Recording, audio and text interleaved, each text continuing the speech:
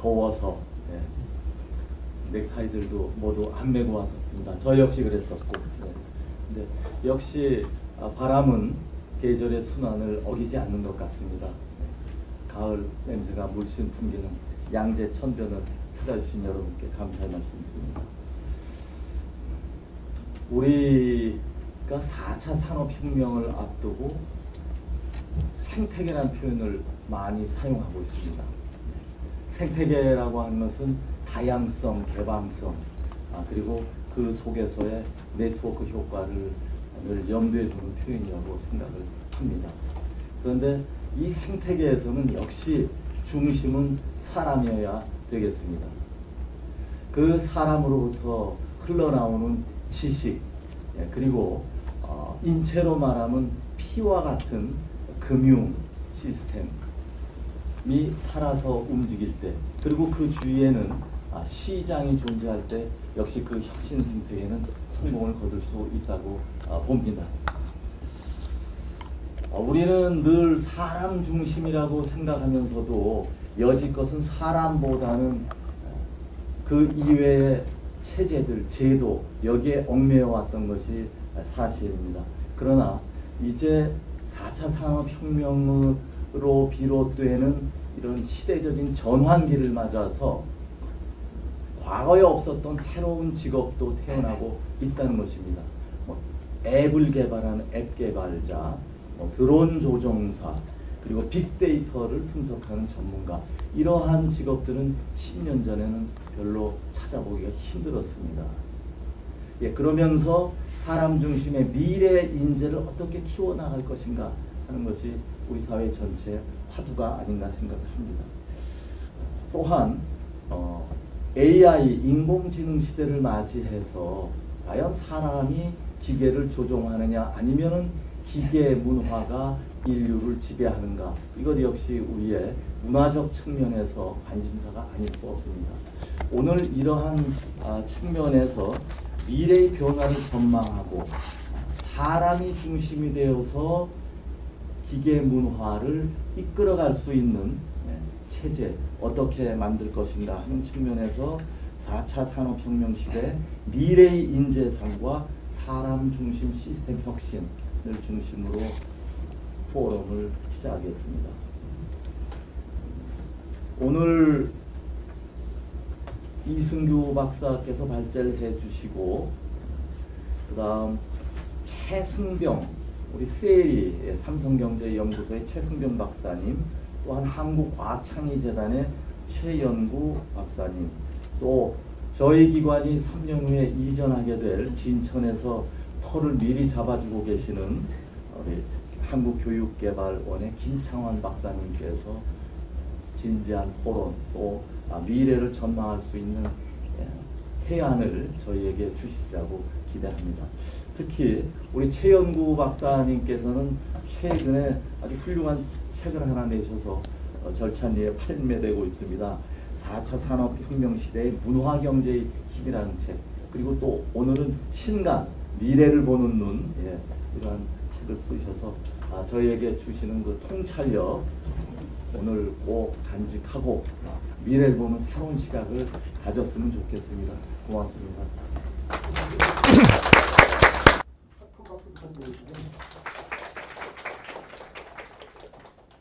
안녕하세요. 키스텝 미래예측 본부에서 과학기술 예측 연구를 하고 있는 이승규입니다.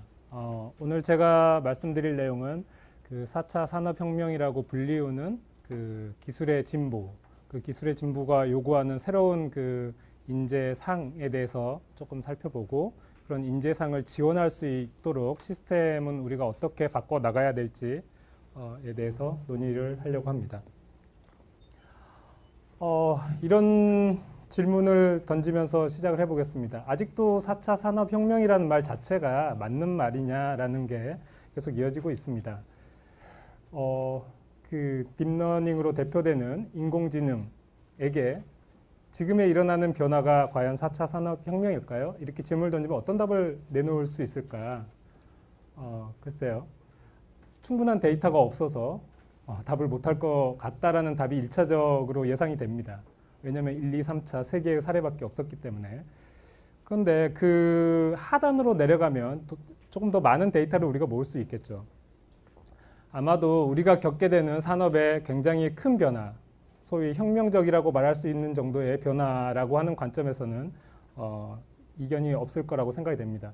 그럼 우리가 살펴봐야 되는 거는 이게 4차 산업혁명이냐 아니냐, 앞서서 나왔던 3번의 산업혁명과 비교해서 기술 동의는 무엇이고 그것으로 인해서 뭐 발전되고 있는 것은 무엇이고 변화가 온 것은 무엇이고 이런 관점이 아니라 현재 일어나고 있는 변화 자체가 무엇인지를 좀 살펴볼 필요가 있을 것 같습니다. 그 첫 번째는 산업의 변화겠죠. 산업의 변화에서 먼저 살펴볼 것은 시장에서의 가치입니다. 자, 다음 보여드리는 그래프는 소위 유니콘이라고 말하는 회사들의 출현 빈도를 보여주고 있습니다. 2014년 전까지는 그렇게 출현 빈도가 높지 않습니다. 2015년도를 넘어서면서부터 굉장히 많은 유니콘 회사가 출몰을 하고 있습니다. 자, 아직 매출도 발생하지 않는 스타트업의 기업 가치가 1조 달러를 넘어선다는 것은 굉장히 시장에서 어떤 큰 변화가 일어날 것이고 거기에 대해서 이미 그 선점하고 있는 그런 플레이어가 없다는 뜻이죠. 굉장히 큰 변화가 나고 있다는 것을 보여주는 예라고 할 수 있습니다. 그 새로운 비즈니스 모델이 굉장히 자주 나타나고 있고 거기에 대해서 시장이 가치를 높게 봐주고 있다. 두 번째, 이 변화 속에서 이 기업들의 형태를 좀 살펴볼 필요가 있습니다. 오늘 아침에 살펴보니까 그 얼마 전에 IPO에 성공한 그 미국의 스냅챗이라고 하는 회사가 있습니다. 이 회사의 첫날 기업 가치는 330억 달러, 우리 돈으로 약 35조, 6조 이 정도 되는 것 같습니다. 직원 수는 얼마일까요? 1,800명? 2,000명이 채 되지 않습니다. 이 규모와 비슷한 회사를 저희 한국에서 찾아보니까 약간 포스코라는 회사를 제가 떠올리게 됐습니다. 매출액은 스냅보다 훨씬 많죠. 50조 정도 되고 하지만 시장 평가액은 그보다 낮습니다. 한 30조가 좀 안 되는 규모인데 뭐 두 지표를 평균 잡으면 대충 스냅챗의 현재 시장 가치와 비슷하게 됩니다. 그런데 종업원 수는 10배에 가깝습니다. 16,000명 이 정도 된다는 거죠. 뭔가 다른 회사의 형태를 띠고 있다는 겁니다. 이런 기업들을 기하급수적 기업이라고 하는데 소위 말하면 기하급수적인 기술들, 그 반도체를 비롯해서 매년 그 변화의 속도가 2배씩 올라가고 비용은 2배씩 떨어진다. 저희가 무어의 법칙에서 들었던 말이죠. 이런 식의 급속도로 발전하는 기술들을 기하급수적 기술이라고 하는데 이런 기술에 맞춰서 내부적인 조직의 기술을 새로 채택을 해서 그 기술들을 바탕으로 내 외부의 자원을 굉장히 효율적으로 활용하는 기업들을 말합니다. 결과적으로 나타나는 게 뭐냐면 종업원 1인당 성과가 기존의 기업하고는 비교가 안 됩니다. 최소한 10배 이상이 된다고 해서 이제 이렇게 기하급수적 기업이라고 하는데 대표적인 예를 보시면 에어비앤비는 종업원 1인당 객실 수가 90배 이상, 그 다음에 뭐 로컬 모터스 같은 경우에는 신차 개발비가 기존 자동차 업체하고 비교하면 1000배 이상이 차이가 난다고 합니다. 우리가 알고 있는 테슬라라고 하는 회사 역시 종업원당 시가총액이 30배 이상 차이가 난다고 하죠. 역으로 생각하면 아까 포스코의 예와 같이 이전에는 어느 정도 매출이 늘어나면 종업원 수가 비슷하게 따라가는 형태였는데 더 이상 이제 그런 그 논리가 적용이 되지 않는다는 거죠. 그래서 사람들이 일자리에 대한 걱정도 하기 시작하는 것 같습니다. 여기서 중요한 거는 주요 자원이 약간 무형에 관련된 자원들을 주로 기반하고 있다는 겁니다. 공유와 협력, 그리고 가장 중요한 정보제의 가치를 활용하고 있다는 것이죠. 정보제, 우리가 보통 데이터, 인포메이션, 날리지 이렇게 표현하는 것들인데, 자, 이런 부분들이 사업 모델에 있어서 중요한 가치로 등장하고 있다는 점에 주목할 필요가 있습니다. 이런 회사들은 목표 자체가 MTP라고 해서 대대적인 변혁을 목적으로 합니다. 이런 회사들이 등장하면서 나타나고 있는 경제 시스템의 변화도 살펴볼 필요가 있습니다.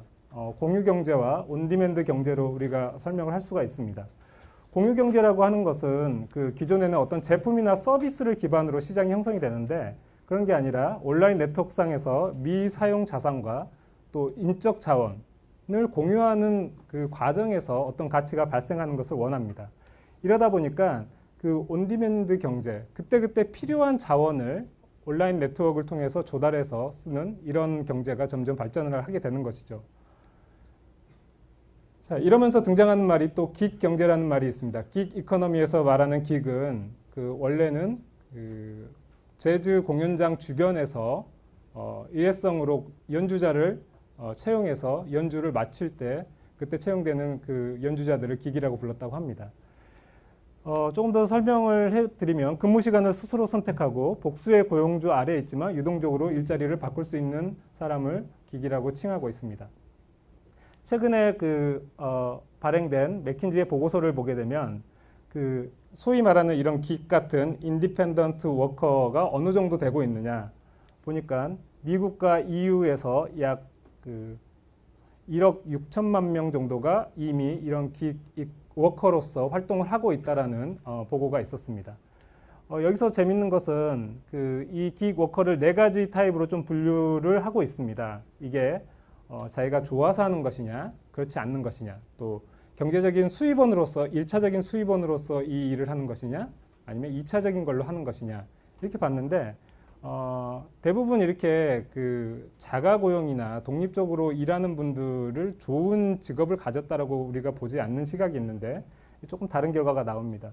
그 주 수입원이지만 그 자기가 좋아하는 어떤 아이템을 가지고 일을 하는 굉장히 전문적인 그 아이템을 가지고 일을 하는 캐주얼 어너가 가장 높은 비율로 나왔다는 것이죠. 이런 것이 가능한 것은 앞에서 말한 온디맨드 경제, 공유 경제 이런 것들이 약간 이제 주류로 등장하고 있다라는 것을 보여주는 예라고 할 수가 있겠습니다. 여기서 또 중요하게 잊지 않고 살펴봐야 될 게 플랫폼이라는 것입니다. 플랫폼이라고 하는 것 자체가 앞에서 말한 공유 경제나 온디맨드 경제, 또 긱 경제를 이렇게 받쳐주는 것이라고 할 수가 있는데 플랫폼에서 우리가 꼭 기억해야 될 것은 이 플랫폼은 가장 그 핵심이 양면 시장을 형성을 해준다는 것입니다. 그러니까 수요와 공급이 있다라고 한다면 그들을 일일이 어떤 방식으로 유형을 나눠서 연결을 시켜주는 게 아니라 굉장히 다양하게 자유롭게 연결이 일어날 수 있도록 가장 핵심적인 컴포넌트를 갖추고 그들이 서로 만나서 거래를 할 수 있는 룰을 만들어주는 것으로 끝나게 되는 거죠. 앞에서 말한 그 익스포넨셜 오거니제이션의 상당수가 이런 플랫폼에 기반을 하고 있습니다. 예를 들어 볼까요? 스냅챗이라고 하는 회사가 만들어내는 정보는 누가 만들까요? 결국은 사용자들이 들어와서 만들거든요. 그 회사가 계속 뭔가를 지속해서 만들어내는 것은 콘텐츠가 아닙니다. 그런데 그 회사의 가치를 올려주는 것은 결국 사용자 수고 그 사용자들이 만들어내는 정보라는 것이죠. 이 플랫폼을 우리가 정확히 이해하고 이 플랫폼을 앞으로 쌓아나가지 못한다고 한다면 앞에서 말한 공유경제, 온디맨드 경제, 긱 경제 이런 것들이 제대로 자리를 못 잡을 것이라고 예상이 됩니다.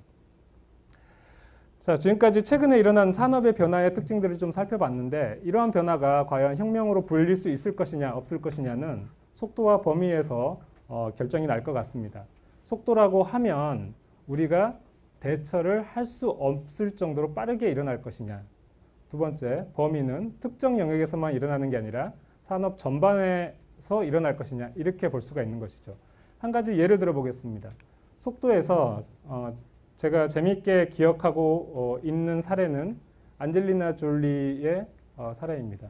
안젤리나 졸리는 2013년에 23andMe라고 하는 유전자 검사 회사의 검사 결과를 받고 아직 발병하지 않은 상태인데 유방 절제 수술을 받았습니다. 물론 미국이라는 나라가 그 유방 보건술에 관련된 그 보험 시스템이 굉장히 잘 돼 있다고 합니다. 기술도 발전해 있고요. 그러니까 이제 그런 거에 대한 부담감이나 불안감은 없는 상태에서 쉽게 결정을 했겠지만 문제는 그게 아니죠. 이게 제도화되지 않은 상태에서 그런 결정을 유명인이 함으로써 대중에게 엄청난 파급 효과가 미쳤다는 겁니다. 23andMe라는 회사에 유전자 검사를 의뢰하는 사람들은 늘어났고 시장 가치는 올라갔습니다. 그러다 보니까 FDA에서 이 회사를 가만히 두면 안 되는 상태가 되는 것이죠. 2015년도에 그 검사 키트의 판매와 분석 서비스를 중단하라고 명령을 내립니다. 그리고 앞으로 정식 의료기기로서 절차를 밟아서 등록을 해라. 그렇다고 해서 이게 전혀 무의미한 검사가 아니었거든요. 그래서 학문적으로 어느 정도 근거가 잡혀 있는 것부터 시작해서 의료기기를 신청하고 승인을 받기 시작합니다. 근데 더 놀라운 것은 그렇게 받는 의료기기의 허가의 유형이 일반 의료기기였어요. 무슨 얘기냐면 우리가 약국 가서 임신 진단 키트를 손쉽게 삽니다. 그런 거와 같다는 거죠. 자, 앞으로 유전자 검사를 하기 위해서는 굉장히 전문 기관에 갈 필요가 없어질 거라는 얘기입니다. 시장이 이렇게 돌아가니까 우리나라에서도 복지부에서도 이제 급한 발등에 불이 떨어졌습니다. 왜냐? 이게 미국 일이 아니라 여기에 대해서 관심이 있고 서비스를 받고자 하는 뭐 일부지만 해외 우편을 통해서 자기의 체액을 키트에 묻혀서 보내서 받는 이런 사례들이 나타나기 시작합니다. 그래서 복지부에서 2015년 말에 생명윤리위원회에서 관련된 정책 연구를 띄웠고 2016년도 상반기에 부랴부랴 일부 항목에 대해서 유전자 검사를 의료기관을 거치지 않아도 된다고 제도를 바꾸게 됩니다. 자, 3년이 걸렸죠. 기술에 의한 시장의 변화가 소비자의 변화가 먼저 일어나고 나서 제도의 변화가 3년이 걸렸다는 겁니다. 이런 일이 앞으로는 계속 반복돼서 일어날 겁니다. 자, 이런 속도로 모든 변화가 일어난다고 한다면 앞으로는 우리가 대처를 할 수 있는 기회를 못 갖는다는 거죠. 분명히 혁명적인 변화의 어떤 시그널이라고 볼 수 있을 것 같습니다. 범위라고 하는 부분은 아직까지는 좀 여유가 있는 것 같습니다. 어디까지 지금에 일어나는 변화들이 퍼질지는 조금 더 두고 봐야 되겠죠. 뭐 아까 말씀하신 그 문화라고 하는 부분, 그런 부분이 바뀌지 않는다면 사실은 조금 변화가 더디게 일어날 수 있고 뭐 여러 가지 문헌에서 한국이 그 다른 나라에 비해서 그런 문화적인 변화가 조금 늦을 수 있다. 뭐 이런 예견도 나오고 있습니다. 그래서 이 부분은 조금 지켜봐야 될 것 같습니다.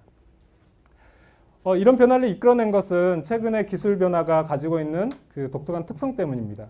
크게 저희는 그 새로운 기술의 DNA라고 표현을 하고 있습니다. D는 데이터인데 이 데이터가 무한하게 증가한다는 거죠. 앞으로 우리가 측정하고 싶어하는 데이터는 어느 정도는 다 얻어낼 수 있을 것이다 라고 하는 게 예견되고 있습니다. 두 번째, 이 데이터들을 서로 주고받고 연결하고 하는 네트워크가 굉장히 폭발적으로 성장을 할 것이다 라고 역시 전망이 되고 있습니다. 세 번째, 그런데 이 두 가지를 돌리고 얻으려면은 결국 필요한 것은 전력 문제가 해결이 돼야 됩니다. 최근에 알파고 2.0이 우리에게 보여졌을 때 그 많이 등장한 게 작년에는 슈퍼컴퓨터를 뭐 몇 대를 돌렸다라고 했는데 올해는 그 칩으로 뭐 해결을 했다 뭐 이런 얘기들을 많이 들어보셨을 것 같아요. 전력 문제를 줄이는 노력도 되고 있습니다만은 조금 더 획기적인 변화도 우리가 앞두고 있습니다. 양자 컴퓨터나 뉴럴 컴퓨터 같이 굉장히 짧은 시간 안에 저전력으로 모든 그 정보를 처리할 수 있는 시스템도 거의 실용화 직전에 와 있기 때문에 이런 부분들도 앞으로 해결이 될 거라고 생각이 됩니다. 자, 그리고 이런 변화들의 위에 인공지능이 굉장히 일상화될 것이다. 이런 변화가 나타나는 것은 결국은 데이터의 가치 변화를 가져와서 데이터라고 하는 걸 통해서 연결되지 않을 것은 없다. 다시 말하면 기존에 우리가 어떤 분류를 가지고 유형을 나눠서 제도를 만들고 행동 양식을 만들고 했던 것들이 이제 다 무의미하게 될 수 있다는 것이죠. 기계의 능력이 그렇게 데이터를 기반으로 엄청나게 발전을 할 것이다. 그러니까 인간이 어떻게 변화할 것인지를 고민해야 된다. 이제 이런 문제로 이어지는 것 같습니다. 그 가장 큰 변화가 이제 경계 붕괴라고 말씀을 드렸는데 대표적인 게 이런 것 같습니다. 인간과 기계가 조금 경계가 모호해질 것이다. 현실 세계와 가상 세계가 역시 결합되거나 경계가 모호해질 것이다. 세 번째, 이성과 감성. 그리고 이 세 가지의 경계가 무너지면 결국은 그 기술을 통한 모든 분야의 융합이 굉장히 점점 더 활발해지고 가속화될 것이다. 이런 식의 전망을 국내외에서 많이 내놓고 있는 것 같습니다.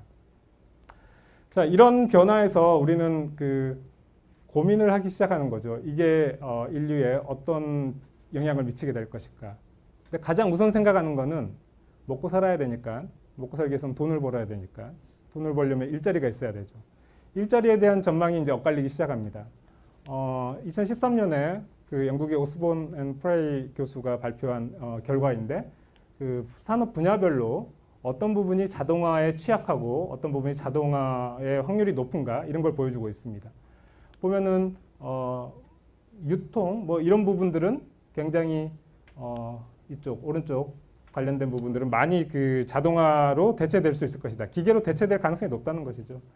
근데 또 헬스케어 같이 사람이 직접 뭔가 이렇게 개입해서 서비스를 제공하는 이런 분야는 뭐 상당히 적게 진행될 것이다. 이렇게 나오고 있습니다. 근데 어쨌든 결과적으로 20년 이내에 미국의 직업 중에 한 47%가 대체될 수 있을 것이다라고 좀 걱정스러운 전망을 내놨습니다. 이거는 상당히 개연성이 있는 전망이라고 사람들이 이해를 하고 있죠.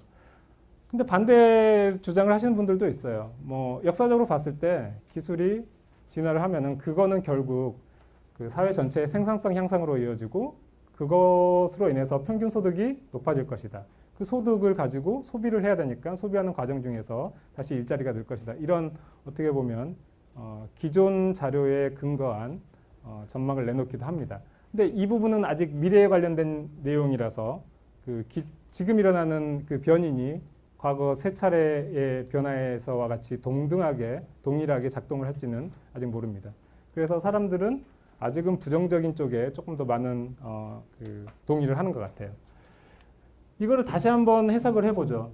1차 산업혁명은 그 신체적인 능력, 개별의 신체적인 능력을 대체하는 효과를 가져왔죠. 2차 산업혁명은 개인을 넘어서서 약간 집단의 신체적인 능력을 대체하는 그런 기술들을 우리에게 가져왔습니다.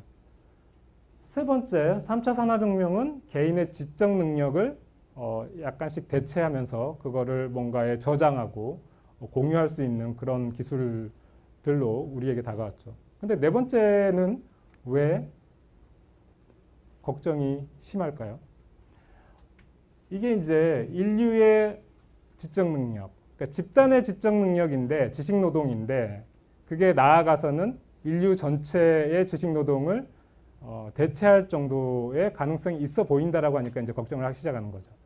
왜 걱정이 되냐고요? 남아있는 인간의 능력이 무엇일까?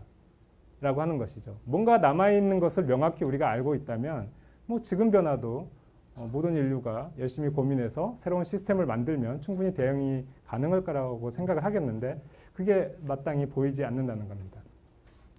최근에 실리콘밸리에서 이런 단어가 나타나고 있습니다. 데이터교. 데이터를 약간 종교화시키고 있는 말이죠. 왜냐하면 지금 일어나는 기술의 진보가 사람의 영역에서 우수한 인재들이 수행하던 어떤 고급 지능을 뛰어넘는 그런 성능을 보여주고 있습니다. 그리고 많은 연구들이 인간의 고유성이 과연 존재할 것인가에 대한 의문을 던져주고 있는 거죠. 예를 하나 들어보겠습니다. 저희가 그래도 생명공학 영역이 가장 인간의 영역이라고 남아있는 것으로 생각을 많이 하고 있는데 이런 실험이 있습니다. 좌뇌와 우뇌를 뇌관이 연결을 하고 있는데 이렇게 음성으로 뭔가 질문을 했을 때와 글씨로 질문을 했을 때 서로 반응을 달리 보인다고 합니다. 무슨 얘기냐면 뇌관이 끊어진 그런 환자에게 음성으로 당신은 이 다음에 커서 무엇이 되고 싶습니까? 라고 했더니 음성을 처리하는 데는 좌뇌죠. 그래서 약간 이성적으로 생각을 해서 저는 화가가 되고 싶습니다.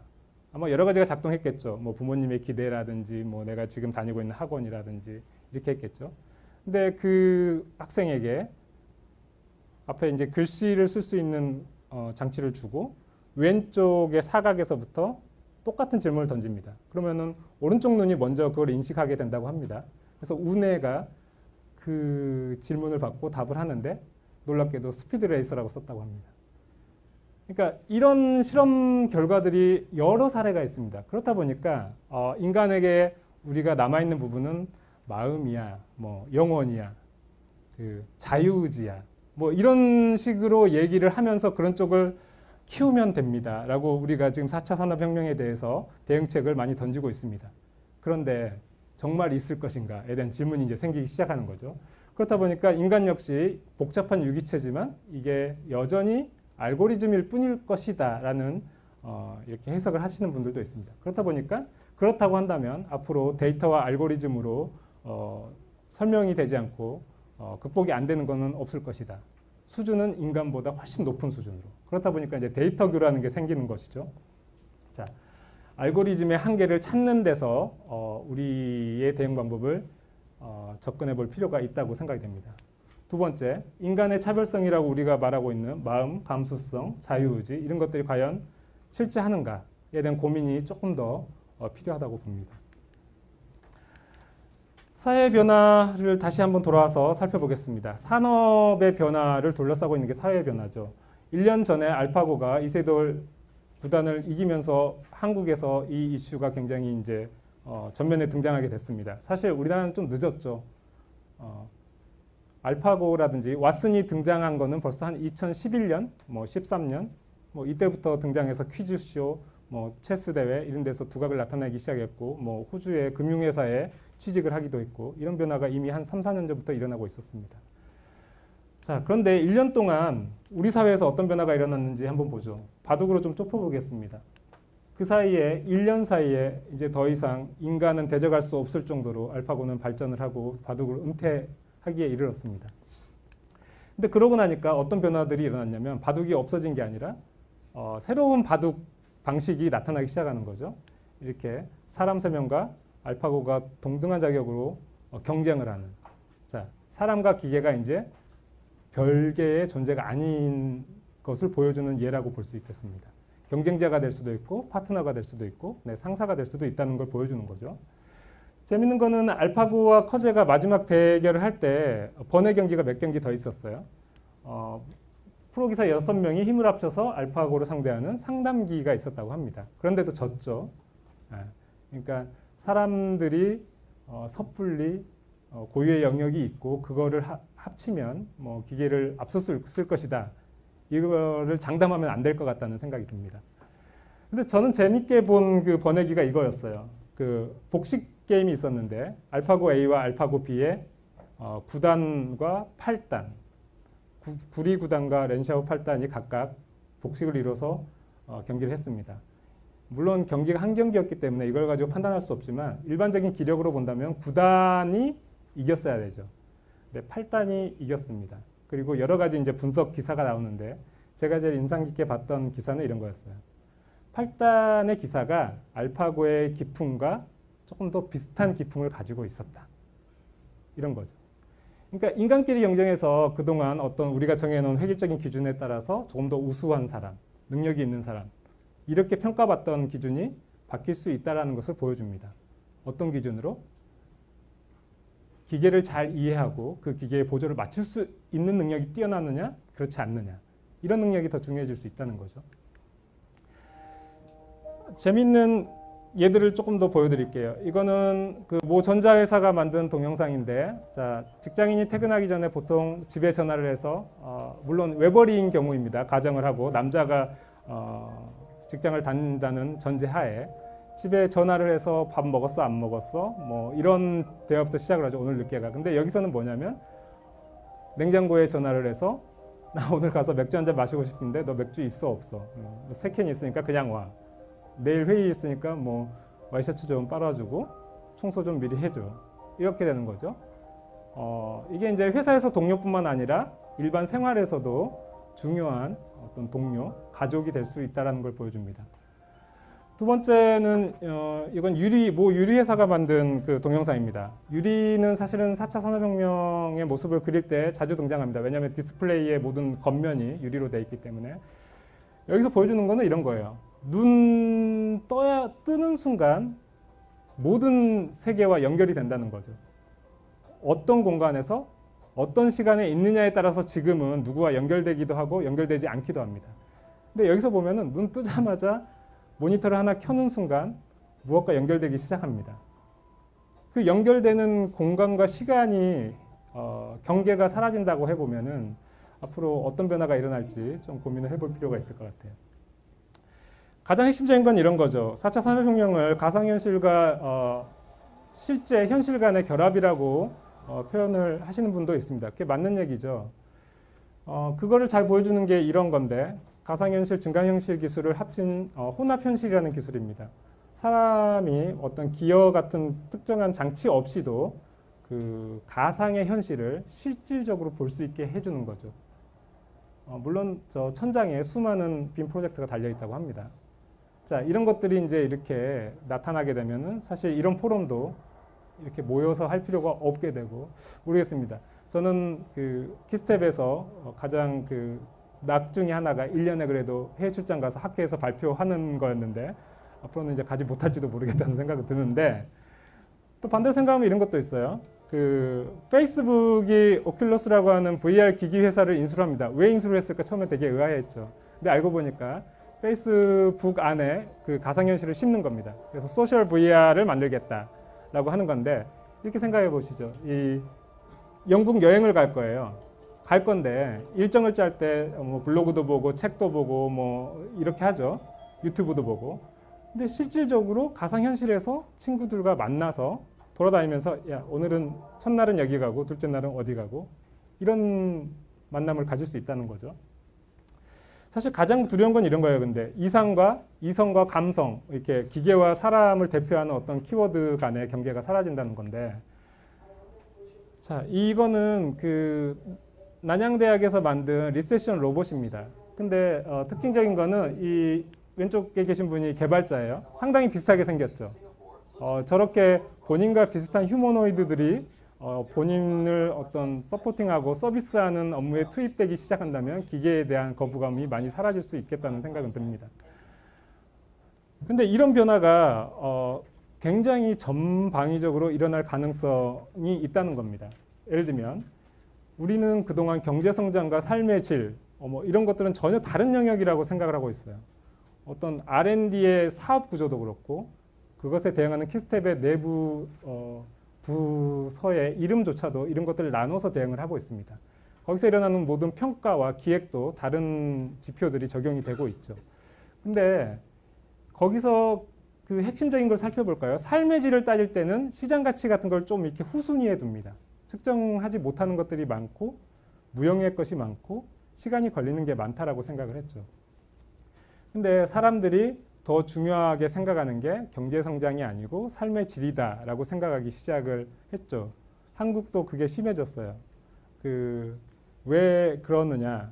이게 국가는 뭔가 발전하고 대기업들은 발전하는데 우리의 삶은 나빠지는 것 같다는 느낌을 자꾸 받기 시작하는 거죠. 실제 지표가 그걸 보여주고 있습니다. 우리나라 GDP 순위는 세계 10위지만 삶의 질 지수는 OECD 국가 중에서 27위고 그 유엔이 발표하는 행복도 지수는 178개국 중에서 57위, 58위 뭐 여기에 머물고 있습니다. 이렇게 이제 격차가 점점 벌어지는 거는 원인을 살펴봤더니 소셜 서포트를 나는 못 받는 것 같다. 이렇게 되는 거죠. 그렇죠. 국가가 발전하고 사회가 발전하면 그 혜택이 뭔가 개개인한테 내려올 줄 알았는데 안 내려온다는 거죠. 의도적으로 그렇지는 않다라고 봅니다. 근데 뭔가 시스템이 그걸 못 받쳐주고 있는 거죠. 그러다 보니까 이제 그러면은 사람들이 삶의 질을 위해서 돈을 쓰기 시작합니다. 이거 자체가 오히려 경제 성장을 이끌 수 있는 동인이 될 수 있다는 거죠. 기존의 순서와 전혀 다르게 된다는 겁니다. 제조업과 서비스업은 어떻습니까? 그 인더스트리 4.0으로 대변되는 독일의 사례를 보면 공장 안에 있는 노동자가 분명히 줄었어요. 지금도 줄고 있고. 그런데 거기서 고민을 할 때 등장하는 여러 단어들이 있습니다. 뭐 경험의 공장? 그 경험이라고 하는 거는 데이터화 될 수도 있겠지만 라이브한 거, 리얼한 어떤 데이터들은 사실은 계속 사람이 돌아다니면서 밖에서 뭔가 이렇게 수집을 하고 생산을 하고 이 기계 시스템에 전달을 해야 되는 거죠. 그래서 공장 안에 있던 그 종업원들의 상당 부분은 뭐 직접 채용 방식은 아니더라도 나중에 보게 되면 그 공장과 연결되어 있는 시장의 접점으로 이동해 있을 거라고 예상이 되고 있습니다.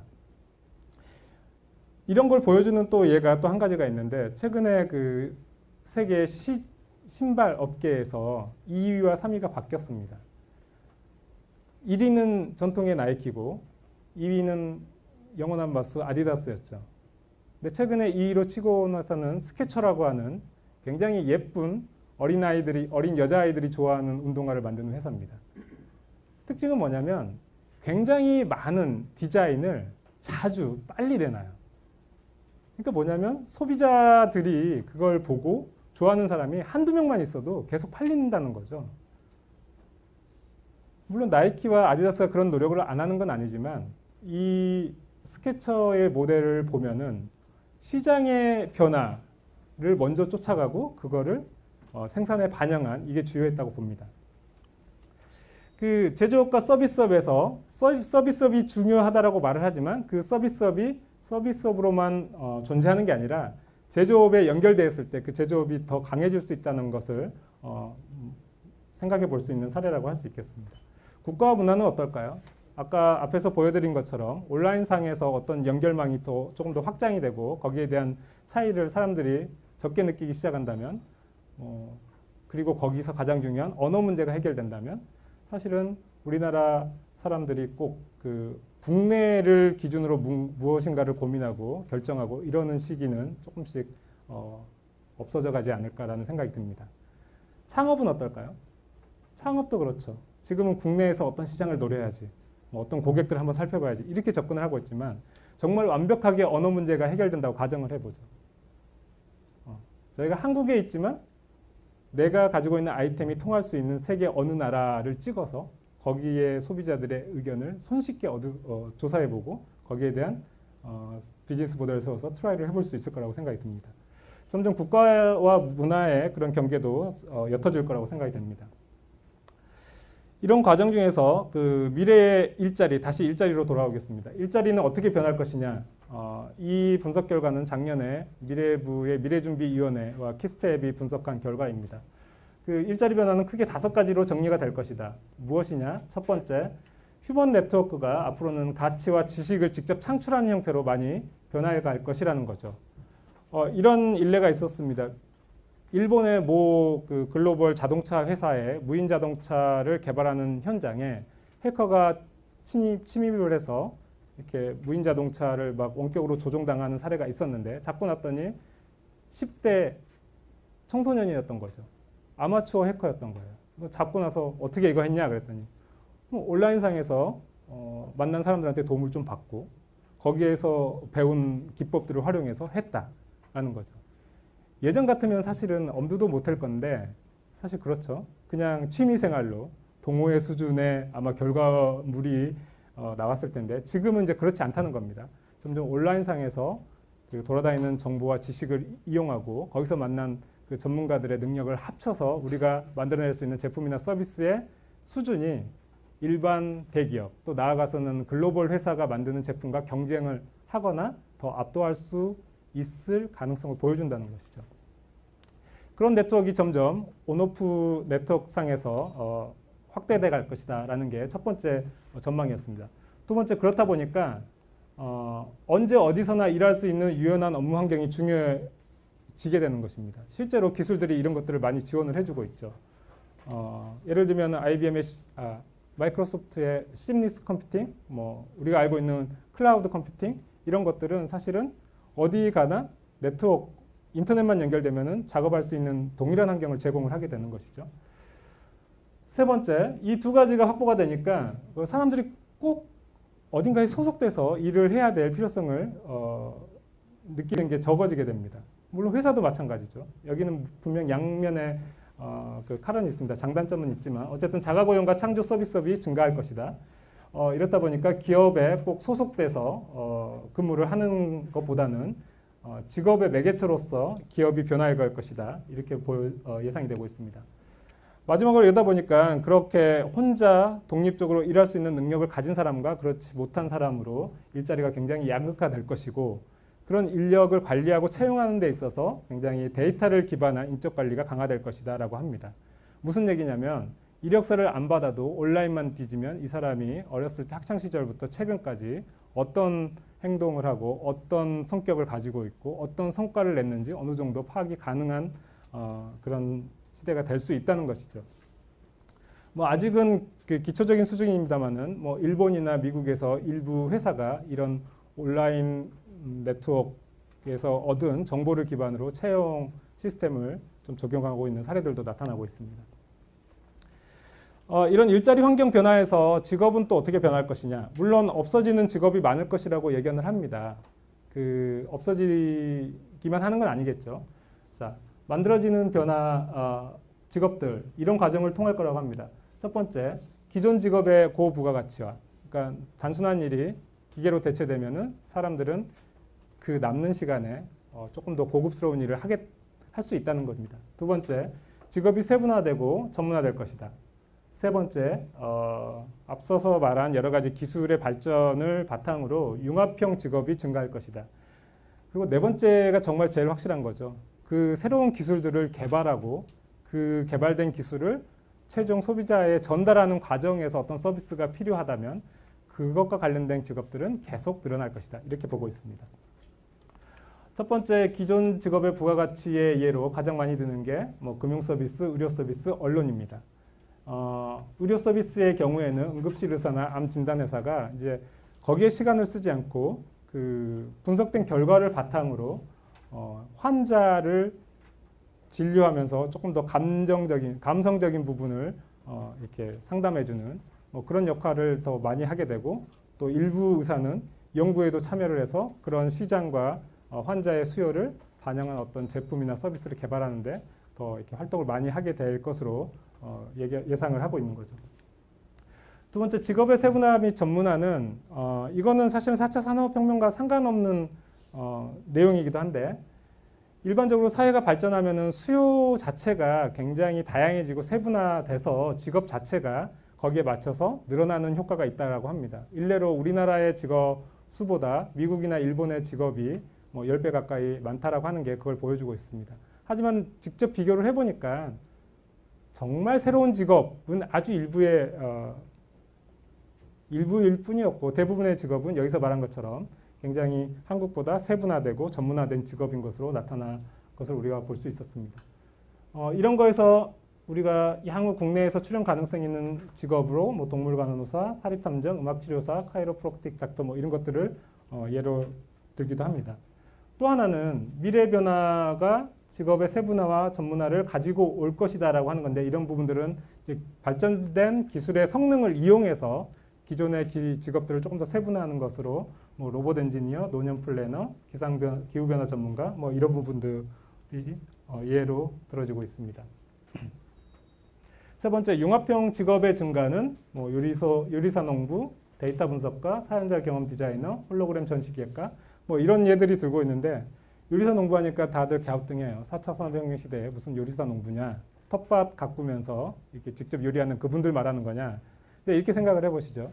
수요가 굉장히 세분화되고 그러면서 입맛이 까다로운 미식가들이 점점 늘어난다고 가정을 해보시죠. 그 국내에서 굉장히 유명한 셰프가 하는 데 가서 음식을 시켜 먹었어요. 파스타를 시켜 먹었는데 로마에서 먹었던 그 맛이 아니야. 뭐 이럴 수 있는 거죠. 그 첫 번째 차이는 뭘까요? 식재료의 차이겠죠. 자, 식재료는 그러면은 지금 같으면 로마 현지의 맛을 내기 위해서 직수입하는 방식이 있을 겁니다. 근데 그게 비싸고 시간 많이 걸리니까 안 하죠. 그런 식당이 없는 이유가 그런 겁니다. 자, 그런데 이제 기술이 발전해서 어떤 게 가능해질까요? 식당 한 켠에 조그만 방이 있고 거기에 도시농업에 관련된 기구들이 등장을 합니다. 그리고 로마 근교에서 재배되는 식재료에서 중요한 맛을 내는 성분을 똑같이 만들어낼 수 있게 유전자를 조작하거나 아니면 그 육종을 한 그런 부분들을 직접 생산을 해서 재료로 쓰게 됩니다. 자, 이런 레스토랑이 나타날 수 있겠죠. 그게 시장의 선택을 받을지는 또 다른 문제입니다만, 어쨌든 그 기술이 발전하면서 전혀 우리가 융합시키지 못할 것 같은 형태의 직업들이 융합하는 형태로 나타날 것이라고 예상이 됩니다. 가장 확실한 게 그 새로운 기술들을 개발하는 직업들, 또 그런 것들을 소비자들에게 전달하는 과정에서 서비스를 해야 될 직업들, 그런 부분들은 여전히 유망한 직업으로 예상이 되고 있습니다. 이런 일자리와 직업 변화에서 한국 사회의 좀 특징을 살펴봐야 되는데, 이런 부분들이 다음과 같이 좀 정리가 됐습니다. 첫 번째, 저출산 고령화가 심해도 너무 심하다라는 거죠. 이게 이쪽 그래프에서 그 빨간 선이 한국입니다. 한국의 합계 출산율만 바닥에서 헤어나지를 못하고 있습니다. 올해 더 줄었다는 뉴스가 많이 나오고 있죠. 두 번째, 높은 청년 실업률과 양질의 일자리가 부족하다. 이것도 거의 뭐 세계 최고 수준인데 오른쪽에 빨간 그래프를 보게 되면은 청년 실업률이 다른 OECD 국가에 비해서 거의 2배 가까이 높은 것을 볼 수가 있습니다.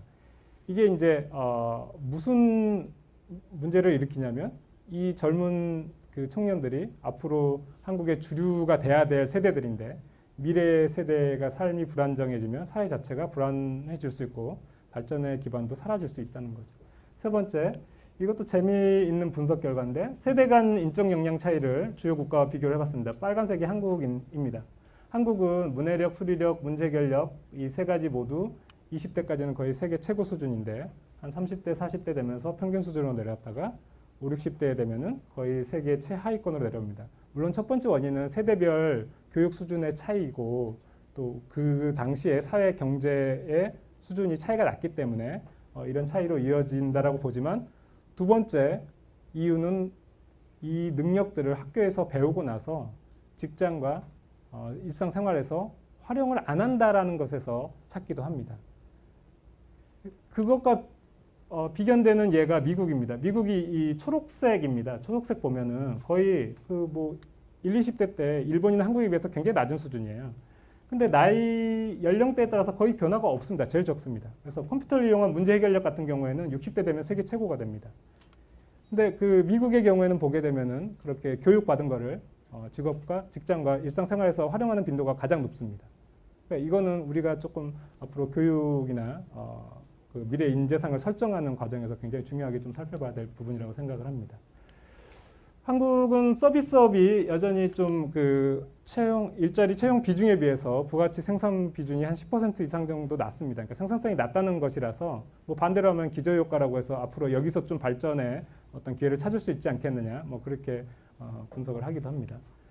그리고 직업 자체가 직업이 꼭 줄어들 거다라는 전망만 나오지는 않고요. 뭐 정부 출연기관에서 낸 보고서이긴 합니다만은 늘어날 수 있는 가능성도 상당히 있다라고 얘기는 하는데 이게 국내뿐만 아니라 외국에서 그 발표한 보고서에도 보면은 여기 제일 오른쪽 끝이 한국입니다. 뭐냐면 자동화로 인한 소멸 가능성이 있는 직업의 비율이 가장 낮게 전망이 되기도 하죠. 물론 이 전망에 대해서 이미 자동화가 많이 돼 있어서 그런 거다라고 분석을 하시기도 하는데 뭐 어쨌든 현재 기점으로 앞으로 추가적으로 일어날 변화는 좀 적을 수 있다. 뭐 이렇게 해석할 수 있는 부분입니다. 뭐 마지막으로 과학기술에 대한 뭐 국가 사회적인 관심도 높고 거기에 투입도 많이 하고 있어서 관련된 전문가들이 많이 수급이 될 것이다라고 하는 것은 긍정적인 부분이라고 할 수 있겠습니다. 그래서 이게 아마 대동소이하게 이런 대응책을 총론으로 내놓으시는 것 같아요. 4차 산업혁명에서 우리가 믿을 것은 젊은이들의 역량, 강화, 그리고 그것을 잘 활용할 수 있게 하는 시스템, 뭐 이 두 가지를 많이 말씀을 하시는 것 같습니다. 그게 틀린 말은 아닌 것 같은데 이제 강론을 정확히 찾아야 될 부분인 것 같고 강론을 찾을 때 조금 더 파격적으로 좀 접근할 필요가 있지 않을까 싶습니다. 미래 인재상에 대해서 몇 가지 분석 사례들을 좀 살펴보겠습니다. WEF 세계경제포럼에서 제시한 미래 인재상을 보게 되면 다음과 같은 부분들을 제시를 하고 있습니다. 비판적 사고, 문제 해결력, 그 다음에 창의성 이 두 가지가 필요하다라고 보면서 함께 의사소통, 협력 능력도 중요하다 이렇게 표현을 하고 있습니다. 그리고 이런 것들이 가능하는데 좀 도움이 될 만한 인성들, 기본 캐릭터들이 무엇이 있느냐? 호기심, 일관성, 도전정신, 주도성, 리더십, 사회화 문화인식, 적응력 이런 겁니다. 전반적으로 보게 되면은 뭔가 획일적인 부분에서 좀 탈피하는 게 필요한 그런 것들을 요구를 하고 있습니다. 우리나라처럼 굉장히 어떤 일관성 있는 그 기준하에서 평가를 받고 그 평가 결과가 평생을 따라가는 나라가 아마 없을 거라고 생각이 드는데 이런 부분들하고 전혀 반대되는 역량과 인성을 요구를 하고 있다는 거죠. 그리고 그런 것들 과정에서 앞으로는 의사소통, 협력 이런 누군가랑 어디인가랑 연결되어 있는 능력이 많아야 된다는 겁니다. 그런 것들이 나타나야 비판적 사고 문제 해결력과 창의성이 생길 거라고 합니다. 맥킨지에서 발표한 미래 한국 기업의 인재상입니다. 여기서 보게 되면 강조하는 것들이 있죠. 외부에서 성과 창출의 동력을 외부에서 찾아야 된다.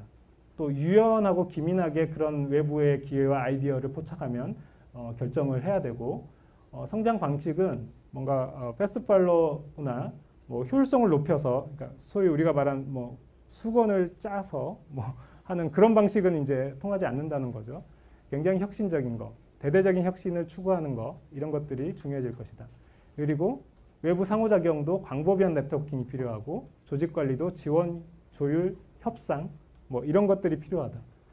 행동 양식은 세대와 지역을 아우르는 거다. 이게 종합을 해보면 서로 다른 키워드를 쓰고 있지만 전체적으로는 커넥팅을 강조를 하고 있습니다. 혼자 살면 안 된다는 거죠. 똑똑한 천재보다는 인기 있는 돼지가 조금 더 대우를 받을 거고 앞으로 우리의 발전을 이끌 수 있을 것이다 라고 할 수 있겠습니다.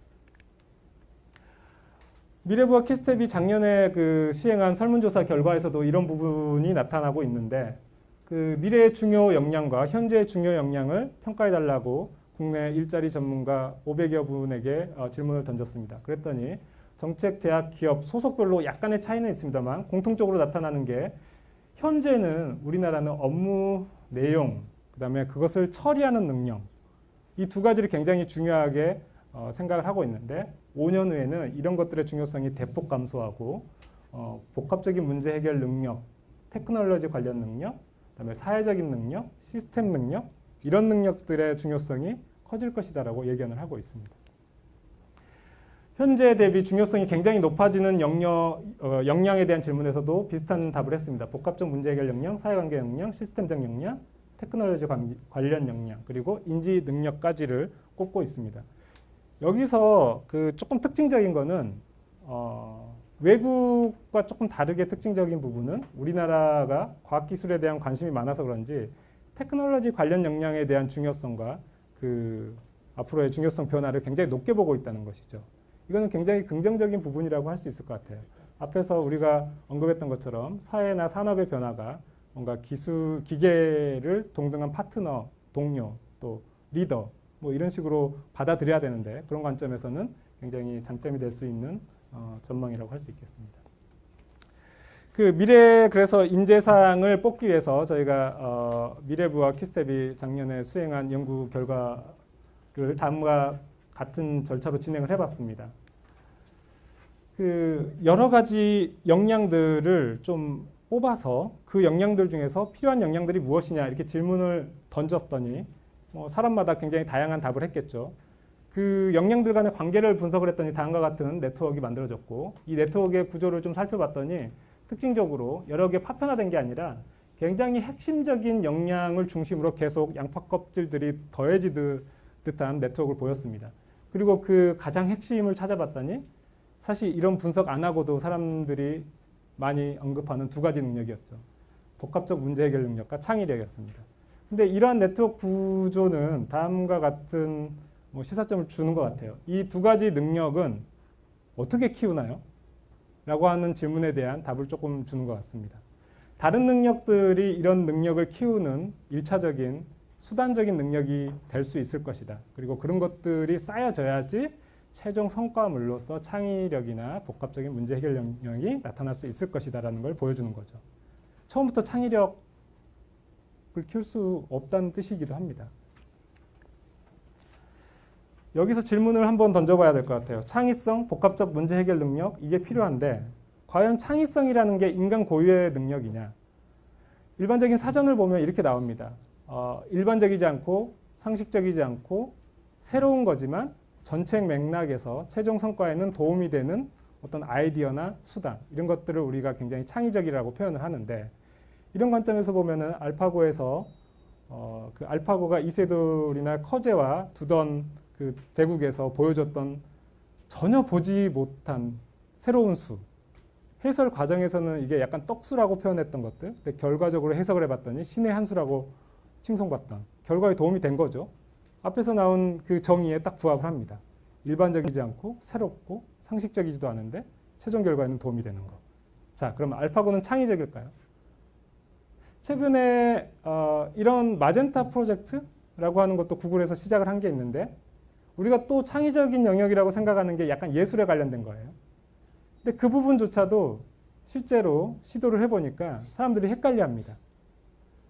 예를 들면 유명 작곡가의 음악을 기반으로 학습을 시킨 그 인공지능이 새로 작곡한 곡과 원작자의 곡을 이렇게 동시에 들려줬을 때 사람들이 더 좋다고 느끼는 게 인공지능이 작곡한 곡에 대해서 더 좋다라고 느끼고 그 곡이 그 원작자의 곡일 거라고 추정을 하는 그런 사례가 실험에서 보여졌습니다. 그림도 마찬가지죠. 그림도 여러 가지 작가의 그 내용을 학습시킨 다음에 사진을 던져주고 그림을 그려보라고 했더니 굉장히 다양한 그 화풍의 그림들을 만들어낼 뿐더러 그 두 가지, 세 가지의 화풍이 섞이는 것도 만들어내기 시작을 합니다. 정말 인간 고유의 창의성이 있을 것인가? 이 부분은 조금 더 생각을 해야 될 부분인 것 같아요. 그래서 우리가 항상 말하는 인문학, 상상력, 사실 이런 부분이 중요한 게 그런 것 같습니다. 그 학습할 수 없는 영역에서 답을 찾아야 되는 부분인 것 같아요.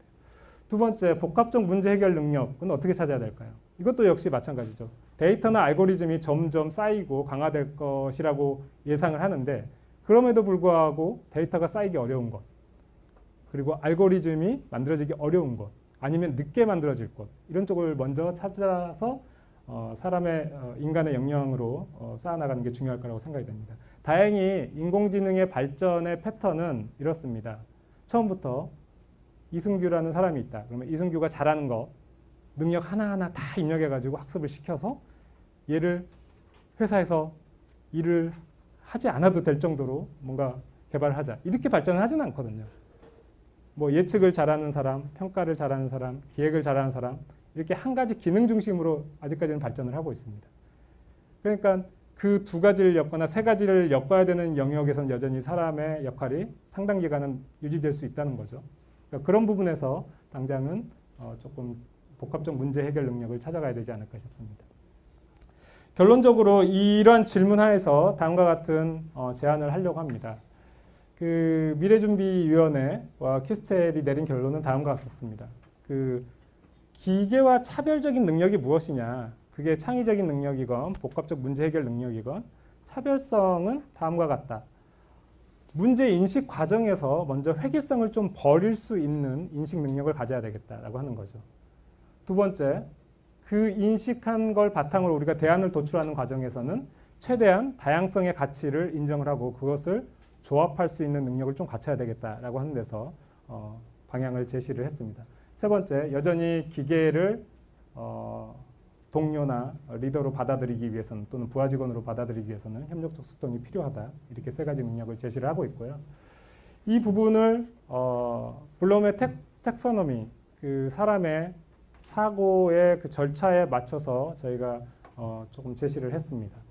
이 유연하고 감성적인 인지력, 비판적 상황 해석력 이런 부분은 결국은 그런 거예요. 그 데이터가 없는 영역에서 발휘될 수 있는 사람의 능력이라는 거죠. 그게 정확히 말하면 어떤 지식을 가지고 우리가 어떤 문제를 봤을 때 거기에 덧대어서 해석을 하고 응용을 하는 과정에서 나타날 수 있는 사람의 능력이라는 겁니다. 인공지능은 사실은 뭔가 지식을 받아들이고 그걸 인지를 하면은 바로 분석을 해서 인포메이션을 만들어내고 난리지를 만들어냅니다. 그러니까 해석과 응용의 과정이 좀 부족한 거죠. 사실은 그 과정이 어떻게 되는지도 몰라요. 결과를 만들어내지만 그 인공지능의 어려운 점이 결과를 어디서 어떻게 만들어낸 거야? 오류가 어디에 있는가? 이걸 아직까지는 못 찾아낸다고 합니다. 근데 그 부분이 역시 사람의 능력을 키울 수 있는 영역이 아닐까. 여기서 이제 유연하고 감성적 인지력을 강조하는데 이럴 때 이제 중요한 게 뭐 인문학 이런 것들을 많이 강조를 하죠. 상상력을 많이 강조를 합니다. 인문학에서 우리가 생각해야 될 건 두 가지예요. 하나는 사람 자체에 대한 특성과 내용을 다룬다는 것이고 두 번째는 여러 가지 인문학적 기법들 중에 그런 새로운 것들을 연결하는 기법들이 많이 포함되어 있다는 겁니다. 예를 들면 뭐 은유, 유추 뭐 이런 부분들은 전혀 다른 분류의 키워드지만 그 맥락 속에서 그 글을 읽다 보면 자연스럽게 그게 떠오르는 기법들이죠. 그런 능력들이 당분간은 AI에 맞선 사람의 고유한 능력으로 작동할 수 있을 거라고 생각이 되고요. 그렇다고 하더라도 여전히 부족함이 느껴질 때는 능동적으로 자료를 탐색해서 새로운 문제 인식 알고리즘을 창출할 수 있는 데이터들을 추가하거나 그걸 생성할 수 있는 능력, 이런 부분들도 당분간은 미래 인간의 능력으로 남아있을 수 있는 영역이라고 볼 수 있겠습니다. 두 번째는 그런 인식을 바탕으로 대안을 도출하는 과정인데, 이 과정은 사실은 조금 더 어렵긴 해요. 인공지능에 대해서 사람이 고유한 능력을 가질 수 있을 것이냐. 하지만 사람 하나하나가 뭔가 그 데이터와 알고리즘으로 해석되거나 상당 기간 해석되지 않을 수 있는 부분이 남아있다는 전제하에서 접근을 해본다면, 그러한 것을 다양성이라는 관점에서 가치를 평가해주고 그런 것들을 조합을 해서 그 가치를 조금 더 올릴 수 있는 그런 능력들이 필요하겠다. 그래서 첫 번째, 휴먼 모니터링하는 능력이 필요하고, 그 휴먼 네트워크를 가지고 끌어들여서 협력을 만들어낼 수 있는 능력, 그 협력 과정에서 의사결정을 도출할 수 있는 능력, 그런 과정들을 통해서 나온 대안을 다시 역할 분담을 해서 추진할 수 있는 능력, 뭐 이런 능력들이 중요해진다는 거죠. 그리고 세 번째, 기계를 이해하고 소통할 수 있는 능력, 사람과 기계와의 차이를 정확히 인지하고 조합할 수 있는 능력도 역시 굉장히 중요한 능력이라고 할 수 있겠습니다. 사람 중심의 시스템은 앞으로 어떻게 쌓아가야 될까요? 앞에서 이렇게 세 가지 능력이 저희가 미래 인재상에 갖춰야 될 능력이라고 했는데, 자주 등장하던 단어가 다양성이었습니다. 획일성을 버리고 다양성의 가치를 인정할 수 있느냐 없느냐, 이거는 간단한 말 같지만 굉장히 큰 변화를 요구를 하고 있습니다. 자, 특히 사람 하나하나의 다양성의 가치를 인정을 해주고 그거를 어떻게 우리가 활용할 수 있을지에 대한 연습, 뭐 이거를 시작을 해야지 이런 능력이 키워질 거라고 보여집니다. 두 번째, 첨단 기술에 대한 것을 우리가 전공을 하기도 하고 투자도 많이 하고 그런 전문성을 가진 사람이 많이 배출될 거라고 하는데, 이런 거를 정말 이해하고 일상에서 또 직장에서 활용하는 그런 시스템을 만들어야 됩니다. 이건 그레이 아나토미라고 하는 미국의 이제 드라마에서 나온 건데, 수술 과정에서 이렇게 혼합 현실 기술을 활용할 수 있는 의사와 그렇지 못한 의사는 극명하게 아마 분류가 될 거라고 예상이 되죠. 가장 헷갈리는 게 이런 문제일 거예요. 이거는 개를 학대하는 걸까요? 아니면 개를 테스트하는 걸까요? 논란이 일었던 동영상인데 이런 문제들이 굉장히 많이 발생할 수 있습니다.